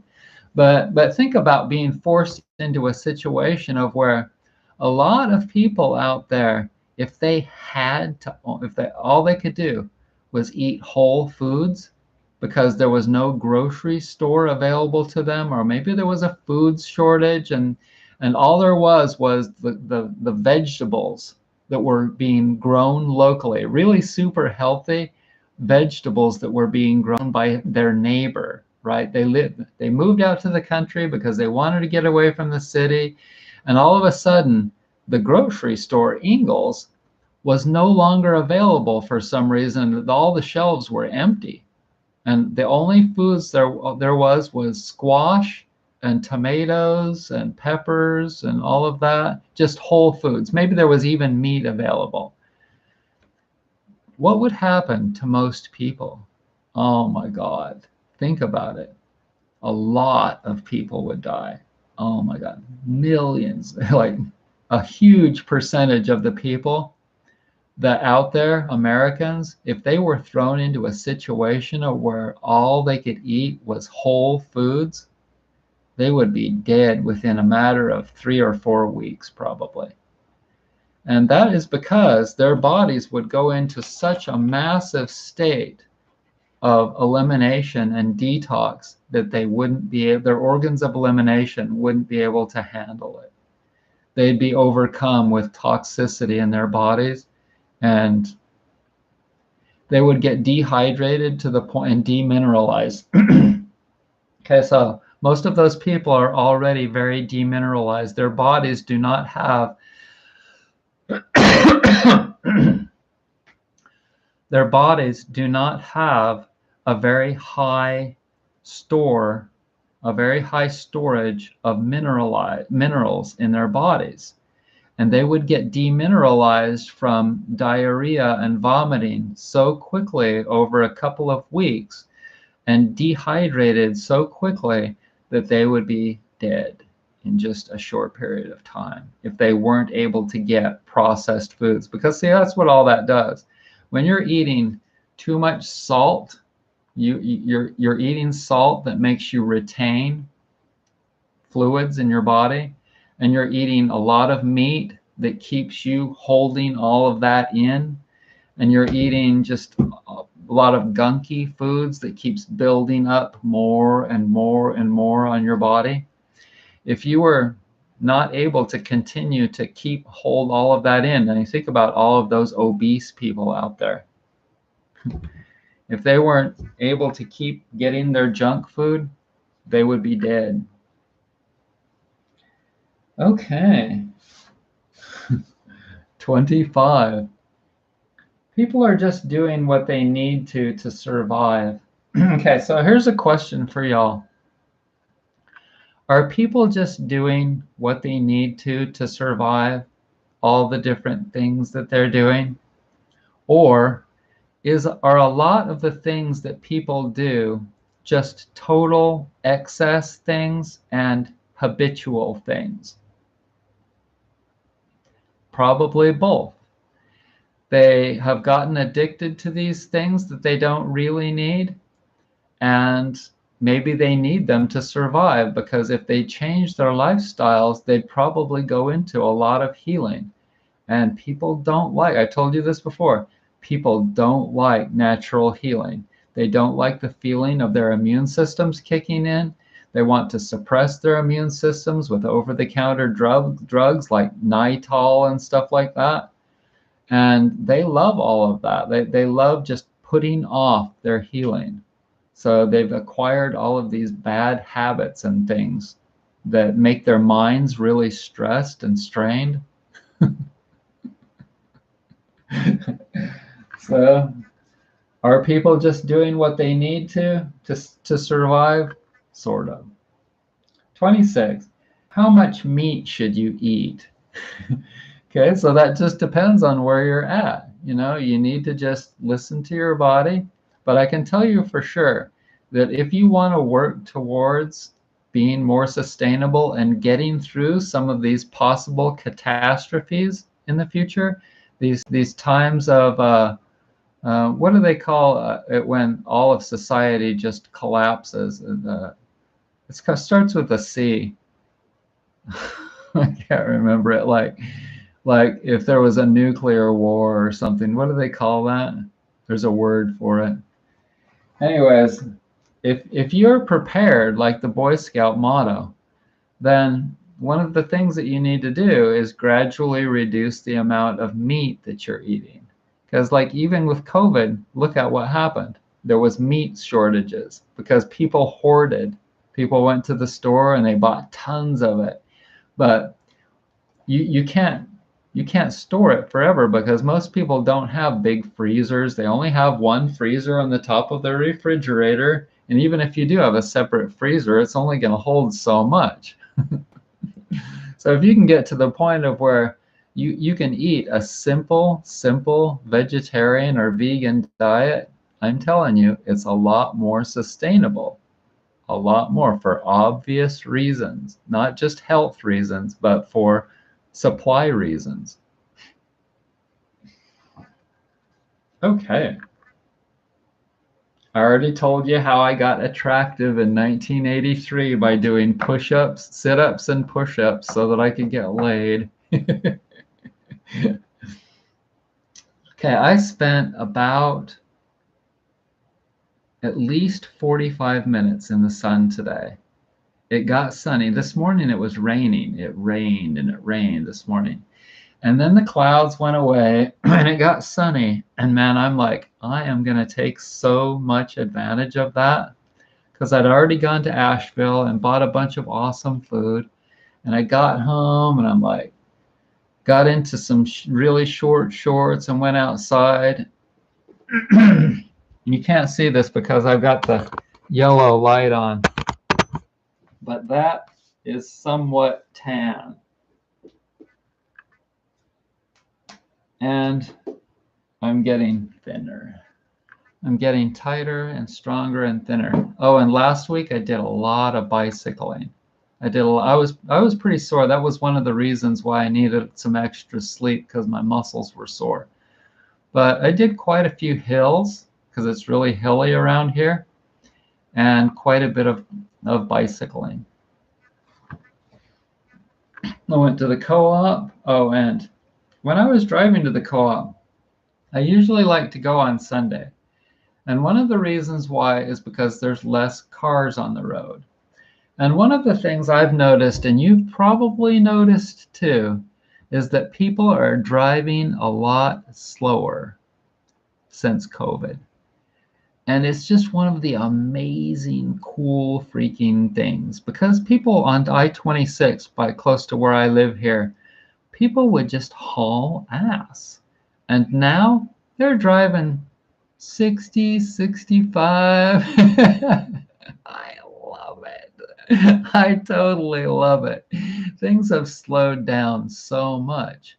And it's good that people got shocked. It's really, really good that people were thrown into this state of disarray and shock. Even like, even as hard as that winter was for me, and even though the energy, see the just the energy in the air that we don't understand, that we felt from all of this yada yada that went on this last year and a half,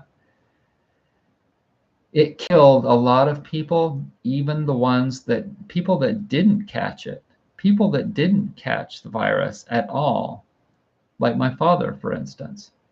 The extra strain from everything that was going on in the air, just that people could feel, that we don't understand at all, killed my dog, killed my dad, kind of put them out of their misery, if they will. Anyone that was old and weak and fragile, you were you were susceptible to getting killed, not just by the virus, but by the energy in the air that we don't understand. Because when people are scared, when people in the world, millions, billions, when billions of people are scared, we are feeling it in the air. We are feeling the transmissions that are being projected by their minds and their bodies in the air, in the earth, in the whatever. You can feel it. I'm telling you this, I know it. Thoughts are things. A long time ago, my friend David, he told me that thoughts are things. Think about that. It's absolutely true. Feelings are also things that we are affected by other people halfway around the world. And that's why we're so defensive about things. Because, like, when you see issues on the news and you know that those things are happening, if you have thoughts and feelings about those issues, you're going to feel it. And that's just how it is.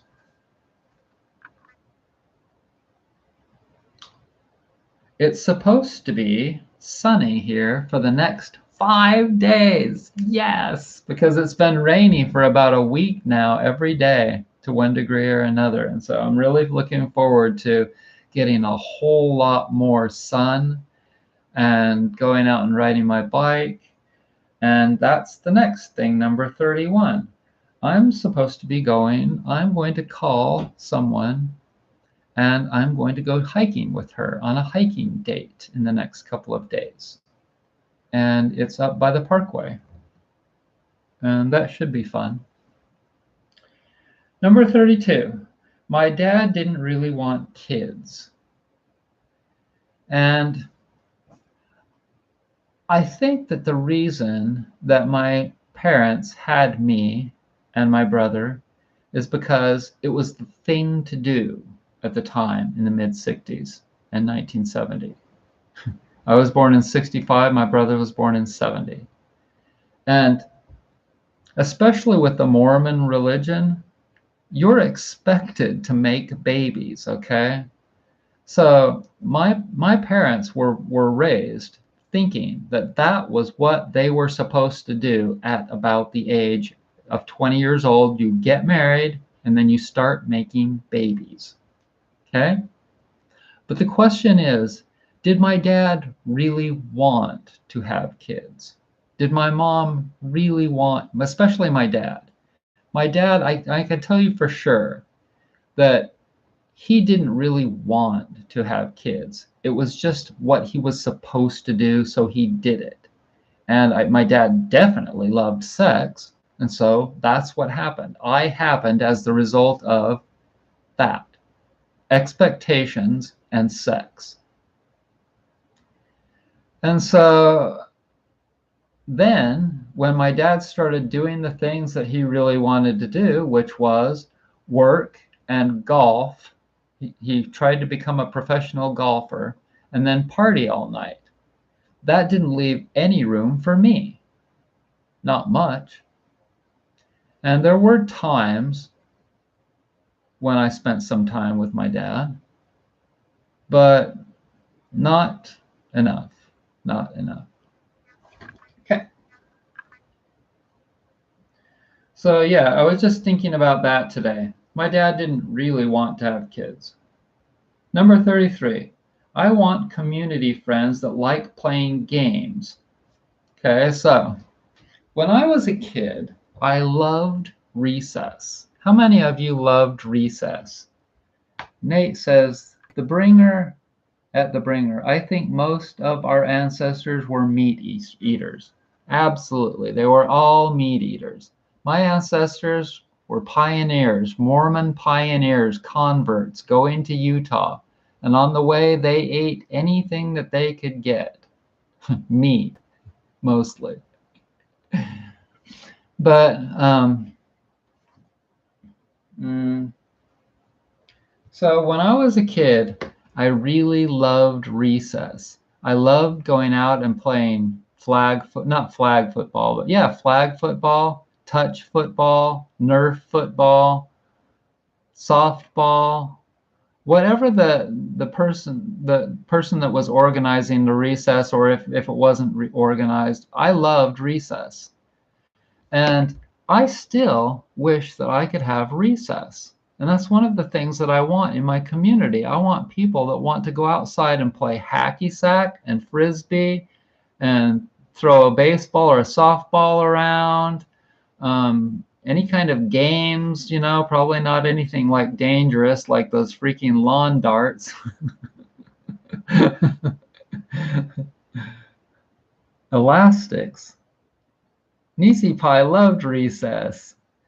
When the bell rang and it was time for recess or to get out of school, I was like, yes, get me the fuck out of here. I was so glad to get out of school, especially after 8th or 9th grade.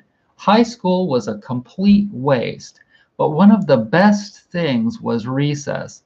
And gym, when it came to high school, and then you had like gym, where you would have more of an organized thing, that sometimes that was okay, but generally I didn't like that as much. I just liked going out and getting together with guys, girls, playing games and having fun.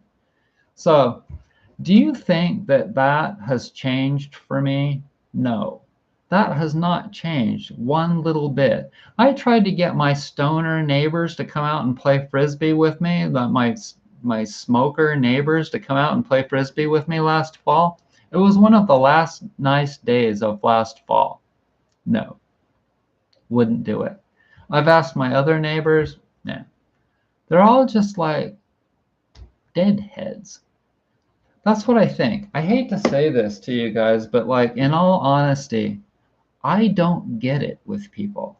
I just do not get it. Adults will make their kids, so they've created these schools, right? These elementary schools where they think that it's really important for the kids to get outside and have recess. So they've left a space. They also think it's really important for kids to have art, right? These things that are non-essential. But as soon as they get out of school, they never do any of it again, most of them. Some of them will join softball leagues, which is cool. All of that. I always admired my cousin Chris because every year he would join a softball league and play. But for me, I would be just happier than a pig in dung if I could start a community of people that understood the value of recess and going out every day. That's one of the things they do at Dancing Rabbit. They play frisbee football. Okay, and I played with them when I was there. And man, I was out of breath at the time. I think I could do a lot better now. But in any case, it's really important to get out and have some kind of an organized game that you play, not only outside, but also board games. How many of you like board games?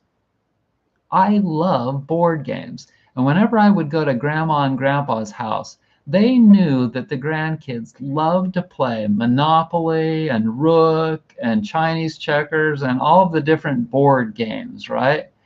And we had the most fun times. Oh my God, sitting around eating ice cream and cookies and candy. Oh my, grandma would fill us full of all of that gunk, right? My father's parents, my grandma Rogers and grandpa Rogers, they were really good to us, really good to us when we were kids. They would buy us all these things, and they owned the grocery store, so they had money, you know, and all of that. And we would go and have the best time. But see, I don't want that to end. This is what people should be doing. People should be getting together. But the problem is that they don't have the gumption to be able to, probably because they're not consuming the fuel. They're eating McDonald's food. How can they have the gumption to do anything right if they're eating all of that junk? Do you guys understand where I'm coming from here? So for me, I look back at the things in my life that I'm like, I want to do that again. I want to do, it's not just because I'm trying to bring back my childhood. That may be part of the reason. But the other part of the reason is that when I go out and walk, I don't just want to walk alone. And I don't want to just walk with one woman every single day for the rest of my life. Think about that. That's what most people do, if they can even get their spouse to go out and walk with them. Once in a while, I will see, like I walked yesterday, and I saw 2 or 3 couples walking together. They have to walk with the same person their whole freaking lives. They may have a few friends on the same gender friends. They may have a few same gender friends that they spend time with. But if they were to actually go out and spend time with somebody of the opposite sex, oh my God, that would be taboo. Their spouse might start to think, hey, is she messing around? Is he messing around on me? Think about all the bad feelings about monogamy.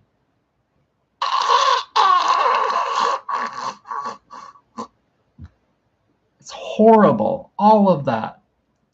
You're looking at a person that thinks about things from a health and logic standpoint.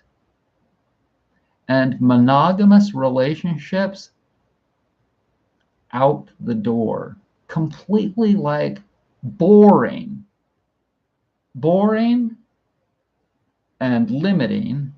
How many words can I create for that? How many words? How many people will drop out when they because they can't? How many people have left tonight's conversation because they can't stand to hear me talk about the truth of the way that all of that is? It's like telling somebody that they have to eat broccoli. You have to eat broccoli every single day. You can't eat any other food. You have to be married to Joe or you have to be married to Jane for the rest of your life. Till death do you part.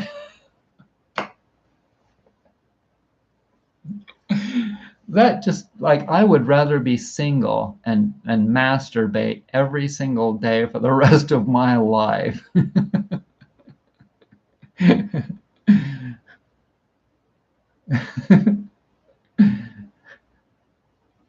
Anyways, okay.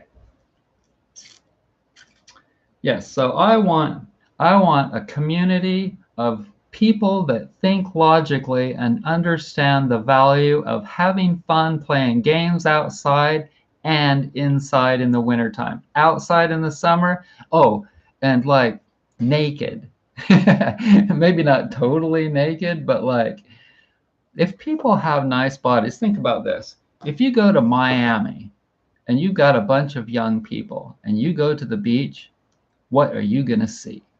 You're going to see a lot of skin. And nowadays, you're going to see girls wearing strings up their butts. They're damn near showing everything except this much. this much over the front. It's called a minimal bikini. I can't remember what it's called. But in any case, when it's hot outside, if you've got a nice body and you understand the value of getting a tan and vitamin D and melanin in your skin and strong bones and teeth and a strong immune system, why wouldn't you be damn near or completely naked outside? Why wouldn't you be? There's no reason anymore, is there? Because you're not ashamed of your body. You're not afraid of people seeing you because you know that a penis is a penis and a vagina is a vagina and boobs are boobs. Butts are butts. They all look good in a community of people that are holistic health minded. They all look good. And so it all coincides absolutely perfectly. Everything lines up like something that lines up perfectly, like cards, like dominoes. It all lines up perfectly like dominoes. So we're all outside and we're all getting our tans and we're all exercising. We're playing some frisbee football, some whatever, playing some softball, but we're not competitive to the point of where the loser is the loser. In fact, we'll call it something completely different because I don't like that either. The whole winner loser thing. Okay, so what we would do is we would just adjust the teams so that it's really equal. And then the person, the team that gets the most points is the first joyousest. And the team that gets the second amount of points is the second joyousest. But either are created equal. Either are completely created equal because as long as everybody does their best, whatever. And as long as everybody has fun, that's all that matters. And we're not playing this whole BS game of like professional sports. It all doesn't make sense. It's not that I don't enjoy watching professional sports, but it's that I am not invested in it to the degree of the idiocy of this world. Get it? I am not invested in the idiocy extremes of this world, like professional sports and people that make millions of dollars. I'm watching the Padres right now, and they have this player. His name is Fernando Tatis Jr. Right now, he has 19 home runs already, and he's in second place, and he's making millions of dollars. But his left shoulder is in jeopardy of getting injured again from doing what he does, which is he swings really hard at the ball. And when he makes contact, it's like he hits the ball typically over 440 feet into the upper decks. It's amazing. But at the same time, it's one of those things. It's kind of like contact sports like football. It's not worth it. It's not worth it. All the money and all of the fame and all of that. It's not worth it. And I never want to be all that famous. If Hollywood calls me, if somebody in Hollywood, and this happened once before from one of my videos, somebody in Hollywood wanted to fly me out for some show, right? And I was for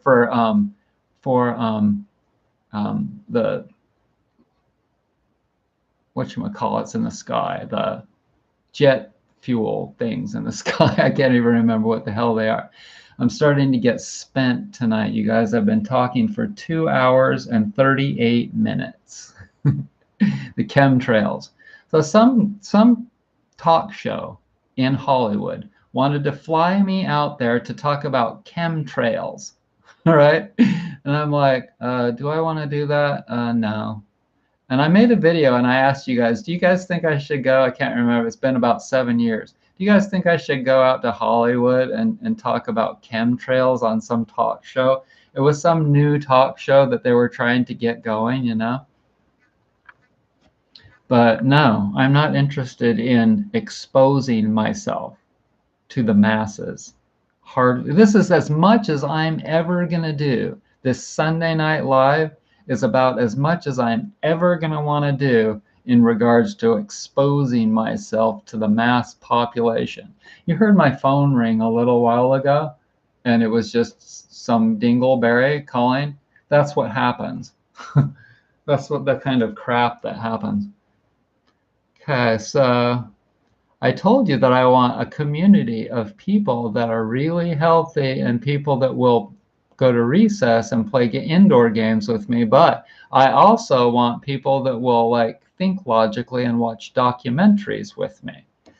And I know that I'm asking too much probably, but I know that there are people out there that really love the same kinds of things that I do. And I told you also that it might not happen in this world, but that's okay because I can create the energy by making these videos. Right now, there are 28 people, and there are constantly people coming in and dropping off of this live broadcast. And so maybe somebody will be like, hey, yeah, that really makes sense. And I'd really like to join Brett's Facebook group called Holistic Homesteading, Natural Health Eco Village Forming, and something to do with, I also added open relationships. Somebody out there is like, that really makes sense. I really want to be a part of Brett's community and have this fantastic and amazing thing. But we also like to watch documentaries. How many of you like to watch documentaries like I do? I love it. Remember back in school, one of the things that I really did like about school is when they would turn all the lights off and they would have a screen, and it was like being at a movie theater, except you got to watch something that was educational. I love, love, love that kind of stuff. That's one of the few things. I really enjoyed school up to about the 8th grade, and that was one of the things that I really liked about it. Whenever they have recess or documentaries, and I want more of that. I want that in my freaking community. It would be so cool. We could even have like an outdoor. Okay, so check this out. When I went to the farm community in Tennessee, it's an old intentional community. It's one of the oldest ones in the United States, and it's called The Farm. Look it up. I went and visited there, and I made a couple of videos too. You could check those out while you're there.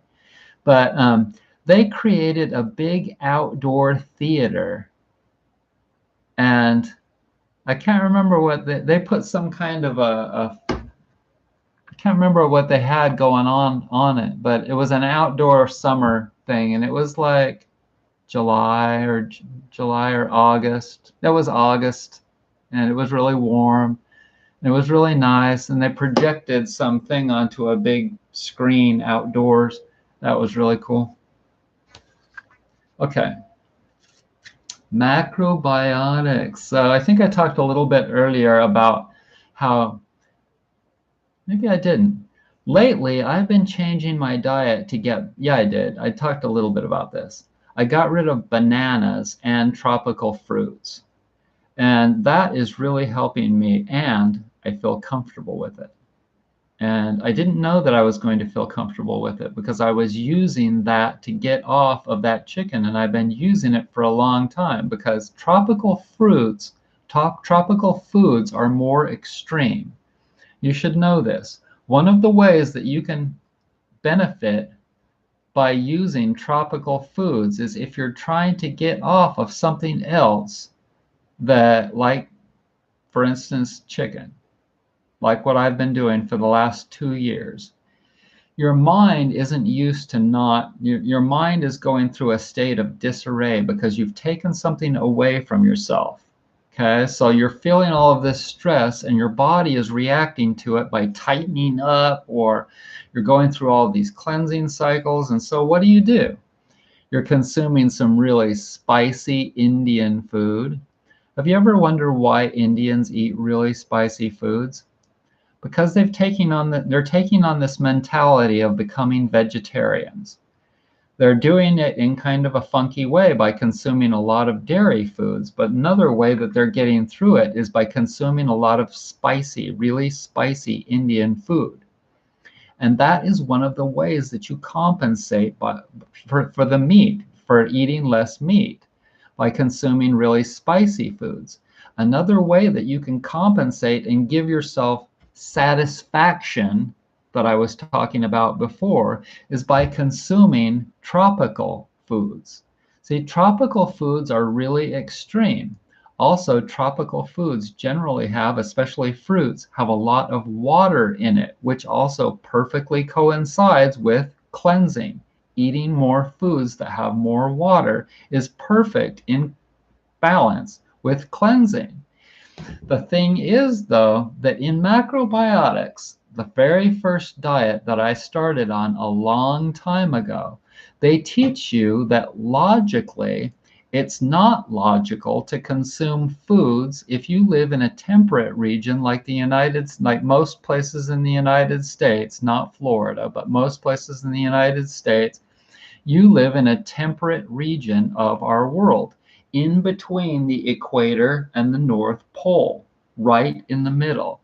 Where I live right here in North Carolina is directly all perfect, right in between, exactly in between the North. Here's the equator, here's the North Pole, and where I live here in North Carolina is exactly right in the center, in between the two of them. Perfect balance, perfect temperate balance. Okay, the UK is way north of me. So, like Wisconsin, New York, all of that, that's way north of the middle point. So, one of the ways that you can get satisfaction and not be in such a state of disarray in your mind and your body is to consume tropical foods. But they don't tell you that in the macrobiotics. They don't teach you that. They just teach you that, see, these are some of the things that I've learned over 28 years, and by analyzing all of these different diets, the raw food diet, the vegan diet, the macrobiotic diet, the paleo diet, blah, blah, blah, blah, blah. The pros and cons of all of these different foods and diets. Okay, and so it made sense to me in the beginning that the reasons that I was allergic to citrus, the reasons that I was allergic to bananas, the reasons that I was sensitive to avocados or pineapples or soy and all these, I had to learn all these different reasons. And one of the reasons was because I was consuming some of these foods were tropical foods. And so I'm reading the book of macrobiotics, which is about that thick, right? And I'm studying and I'm studying and I'm studying. And I'm learning about all of the different foods, and I'm trying and I'm testing them, and I'm learning that pineapple has this specific enzyme in it that helps you to digest proteins, and papaya has this enzyme in it that helps you to digest fats, etc., etc. And so some of the foods have really benefited, but what I've learned over time and cravings is that some of the tropical foods helped me to get through other changes like reducing meat, or all the detox that I've gone through, or getting rid of wheat or dairy. They really helped me to get through some of those.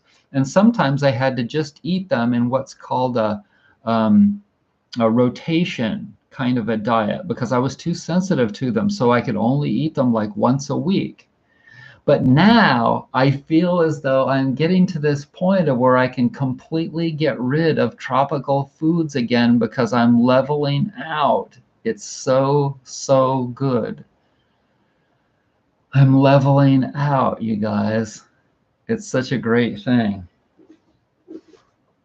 And I hope I didn't like totally overwhelm you. About 4 people just dropped out. And I've been going for 2 hours and 50 minutes. This is the longest Sunday Night Live I've ever done.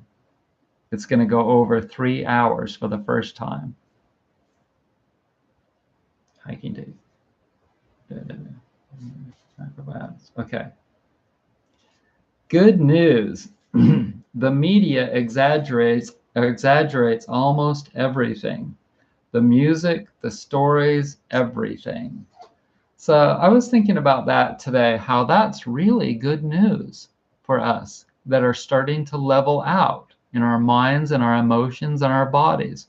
Because when we hear about something, when the news comes on and they tell you about, and yes, I'm still watching it sometimes for various reasons. And I know that a lot of you think that that's bad, and it is in some regards, but it's not in other regards, because it's good for people like myself that have a lot of Virgo analyzing energy.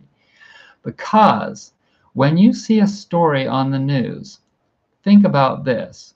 They're always exaggerating things because people love polarity and they love adrenaline and they love the adrenaline rush. Every one of us is like that. But if you're starting to calm down like I am, it's a good thing to be able to remind yourself that it's all exaggerated. It's all exaggerated for mostly the money and the ratings. They want the money and they want the ratings. And you're looking at somebody that doesn't do that on these videos that I make. For the most part, I may have my little fun and I may perform and do things like this and that for you, for the views a little bit, you know. I like to get the views, but it's because I like to share my knowledge and share my thoughts and share my products and all of these things. That's why I started this channel. But the news is mostly just trying to make money. Yes, they are sharing things that we need to know about sometimes, but a lot of the things are just regurgitated and I just skip through them. What I do is I'm like, okay, I've heard that before, I've heard that before, I've heard that before. Oh, look, wait, there's something that's interesting. And I'll listen to a story for a little while. But I always remember that it's possibly and probably exaggerated. Just think about the music. Like take NBC, for instance. Here's the music for NBC, how it starts.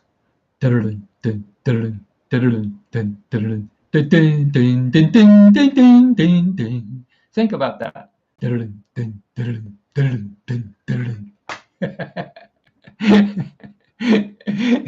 Anybody that loves music like I do knows what they're trying to do. They're getting your adrenaline flowing. Who died today? Joe sent me 100 Mexican things.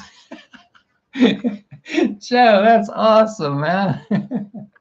I hope I've given you as much entertainment as you can handle tonight. I just like doing that music because it's fun.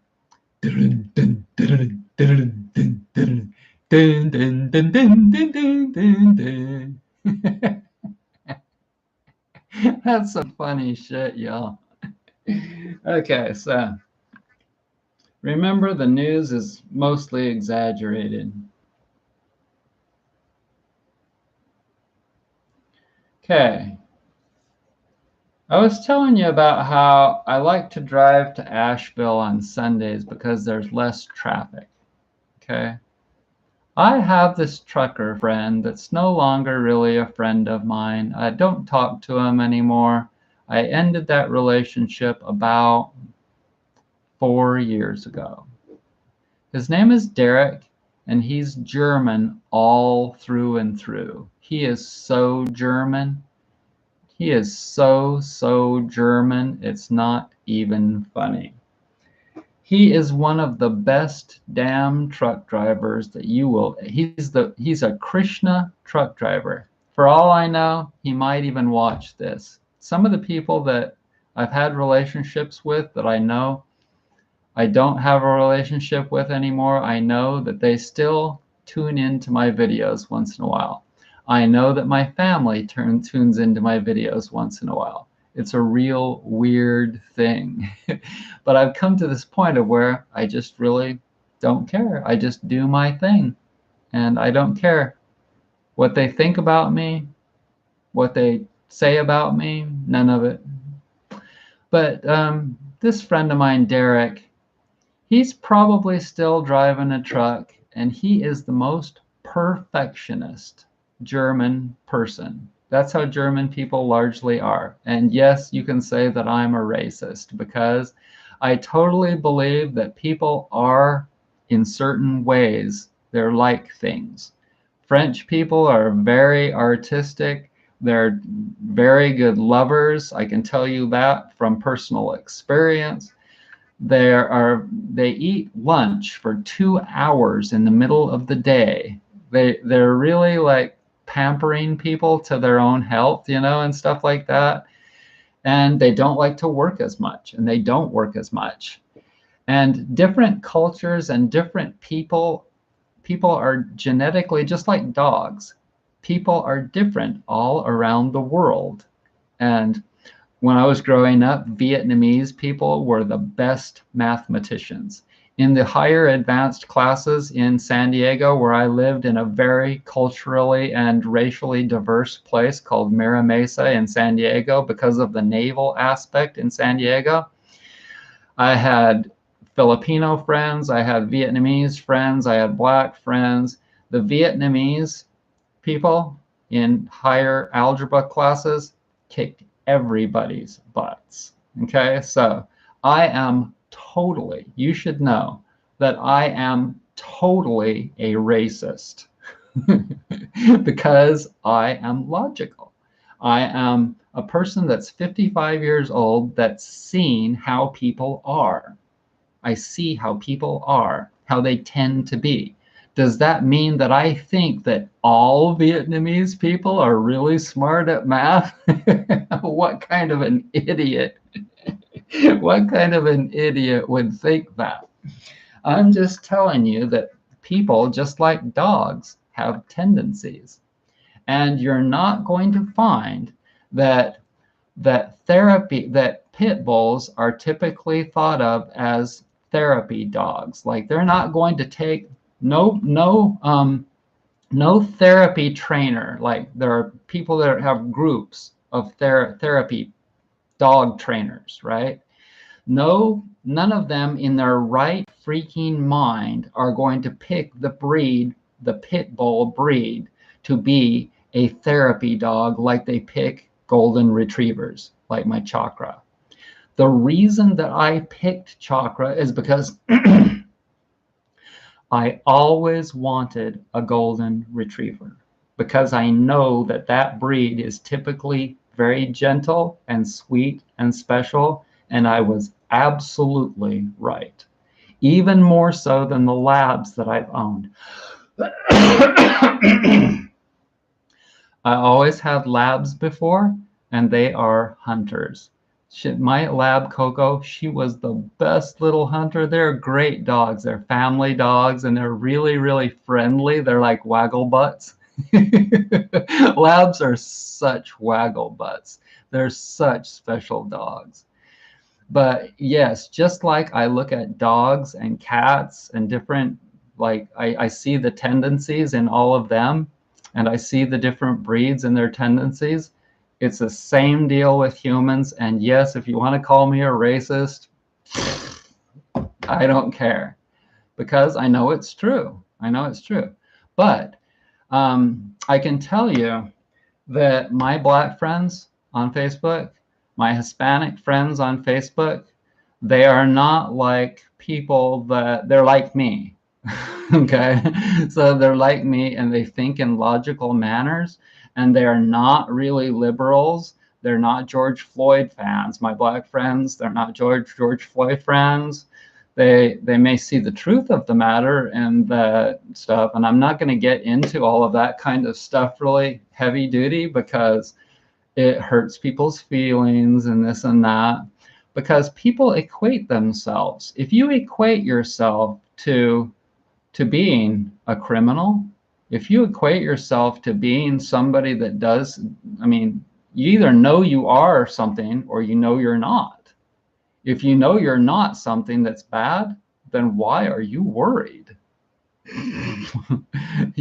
My black friends or my Hispanic friends, they don't equate themselves to people that are like in gangs or doing murders and things like that. They don't equate themselves to that. They don't connect themselves to what a lot of those people are doing. And so they're not offended, okay? They're not offended in any way, shape, or form. And so they've just gotten out of that. They've gotten civil, okay? They became civil. And just like you see that a lot of pit bulls that are treated really well, they've become really friendly, and they could be therapy dogs.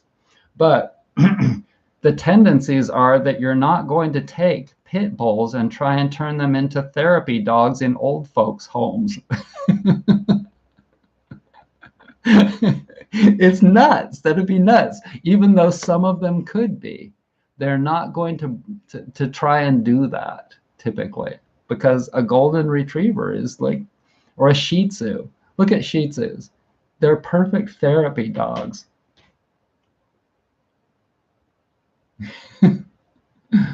Oh my God.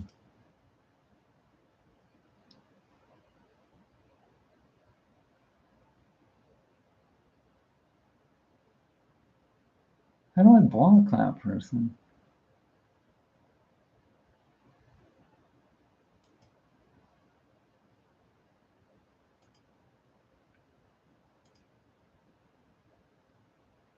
There, that one. Okay.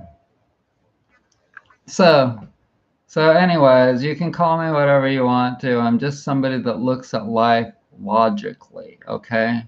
I look at life logically, like a scientist would. But I don't talk about that very often because people don't want to hear it. And they'll call me bad names. But let's see, what else?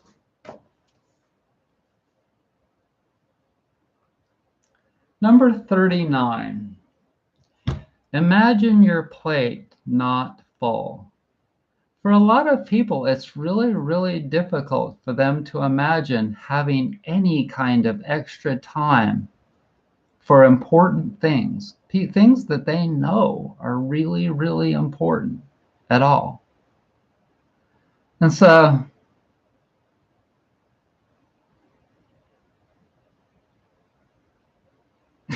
yeah, I didn't see it for a long time, Joe. So, I mean, the relief that so many people get might actually be really overwhelming. People might be so overwhelmed with the relief that, like, if it were just peaceful and quiet and they had a lot of extra time on their hands, even if they had a small extra amount of extra time on their hands, it might throw some people, a lot of people, and probably the majority of people into some kind of a state of disarray. And it's just another thought that I had today about, like, wow, what if people had extra time on their plates? What would they do with it?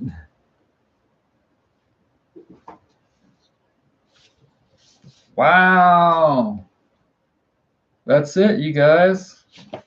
All 39.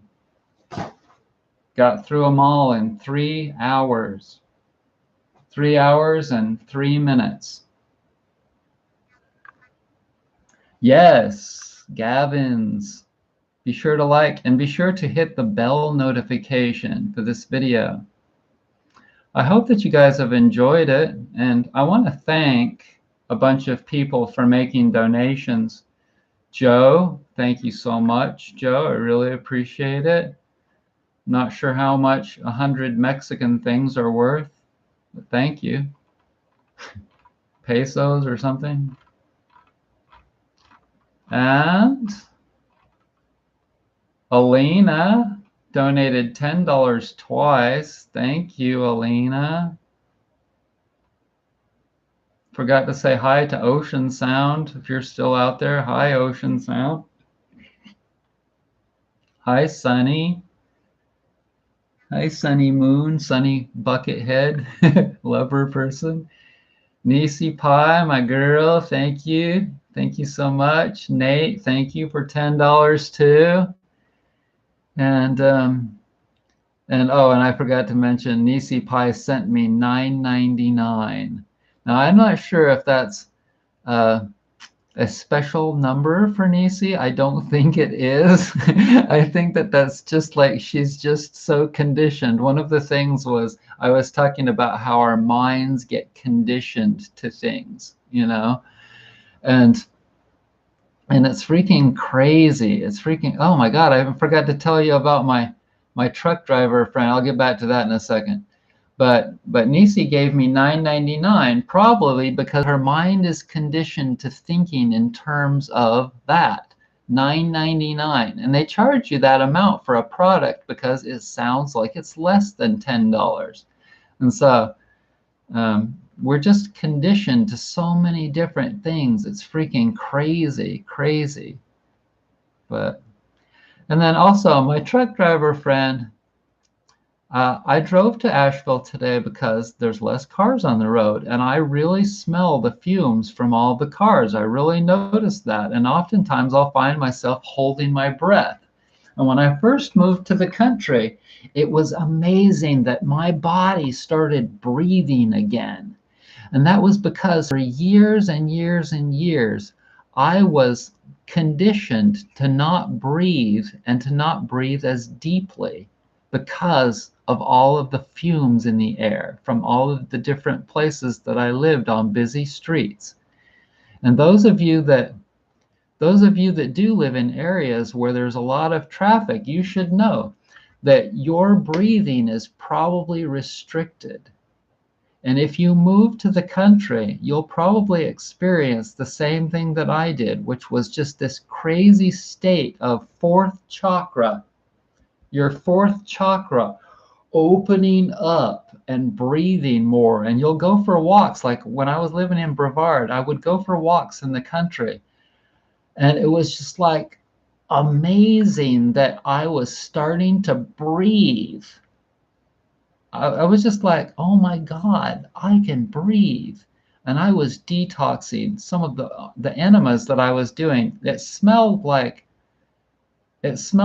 burned rubber. The poop smelled also like burned rubber. It was this horrible, horrible freaking smell, probably from stuff coming out of my lungs, from my tissues.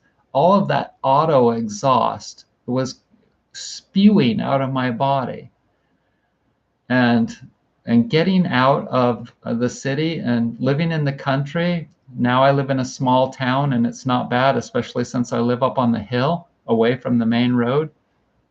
But it was one of the major things that I've done for my health, one of the top 10s. And thank you for the bringer. Thank you for $5. He was the first person that donated. Thanks so much. I really appreciate you. Anybody else that would like to donate or buy my products, I really appreciate you. Go to brettsnaturalhealth.com. The links to a lot of my products are in the description box below. I want to thank everybody for joining me tonight, including Joe and Michael Jackson. Michael Jackson. And thank you so much. I really appreciate you. Have a great night and a great week.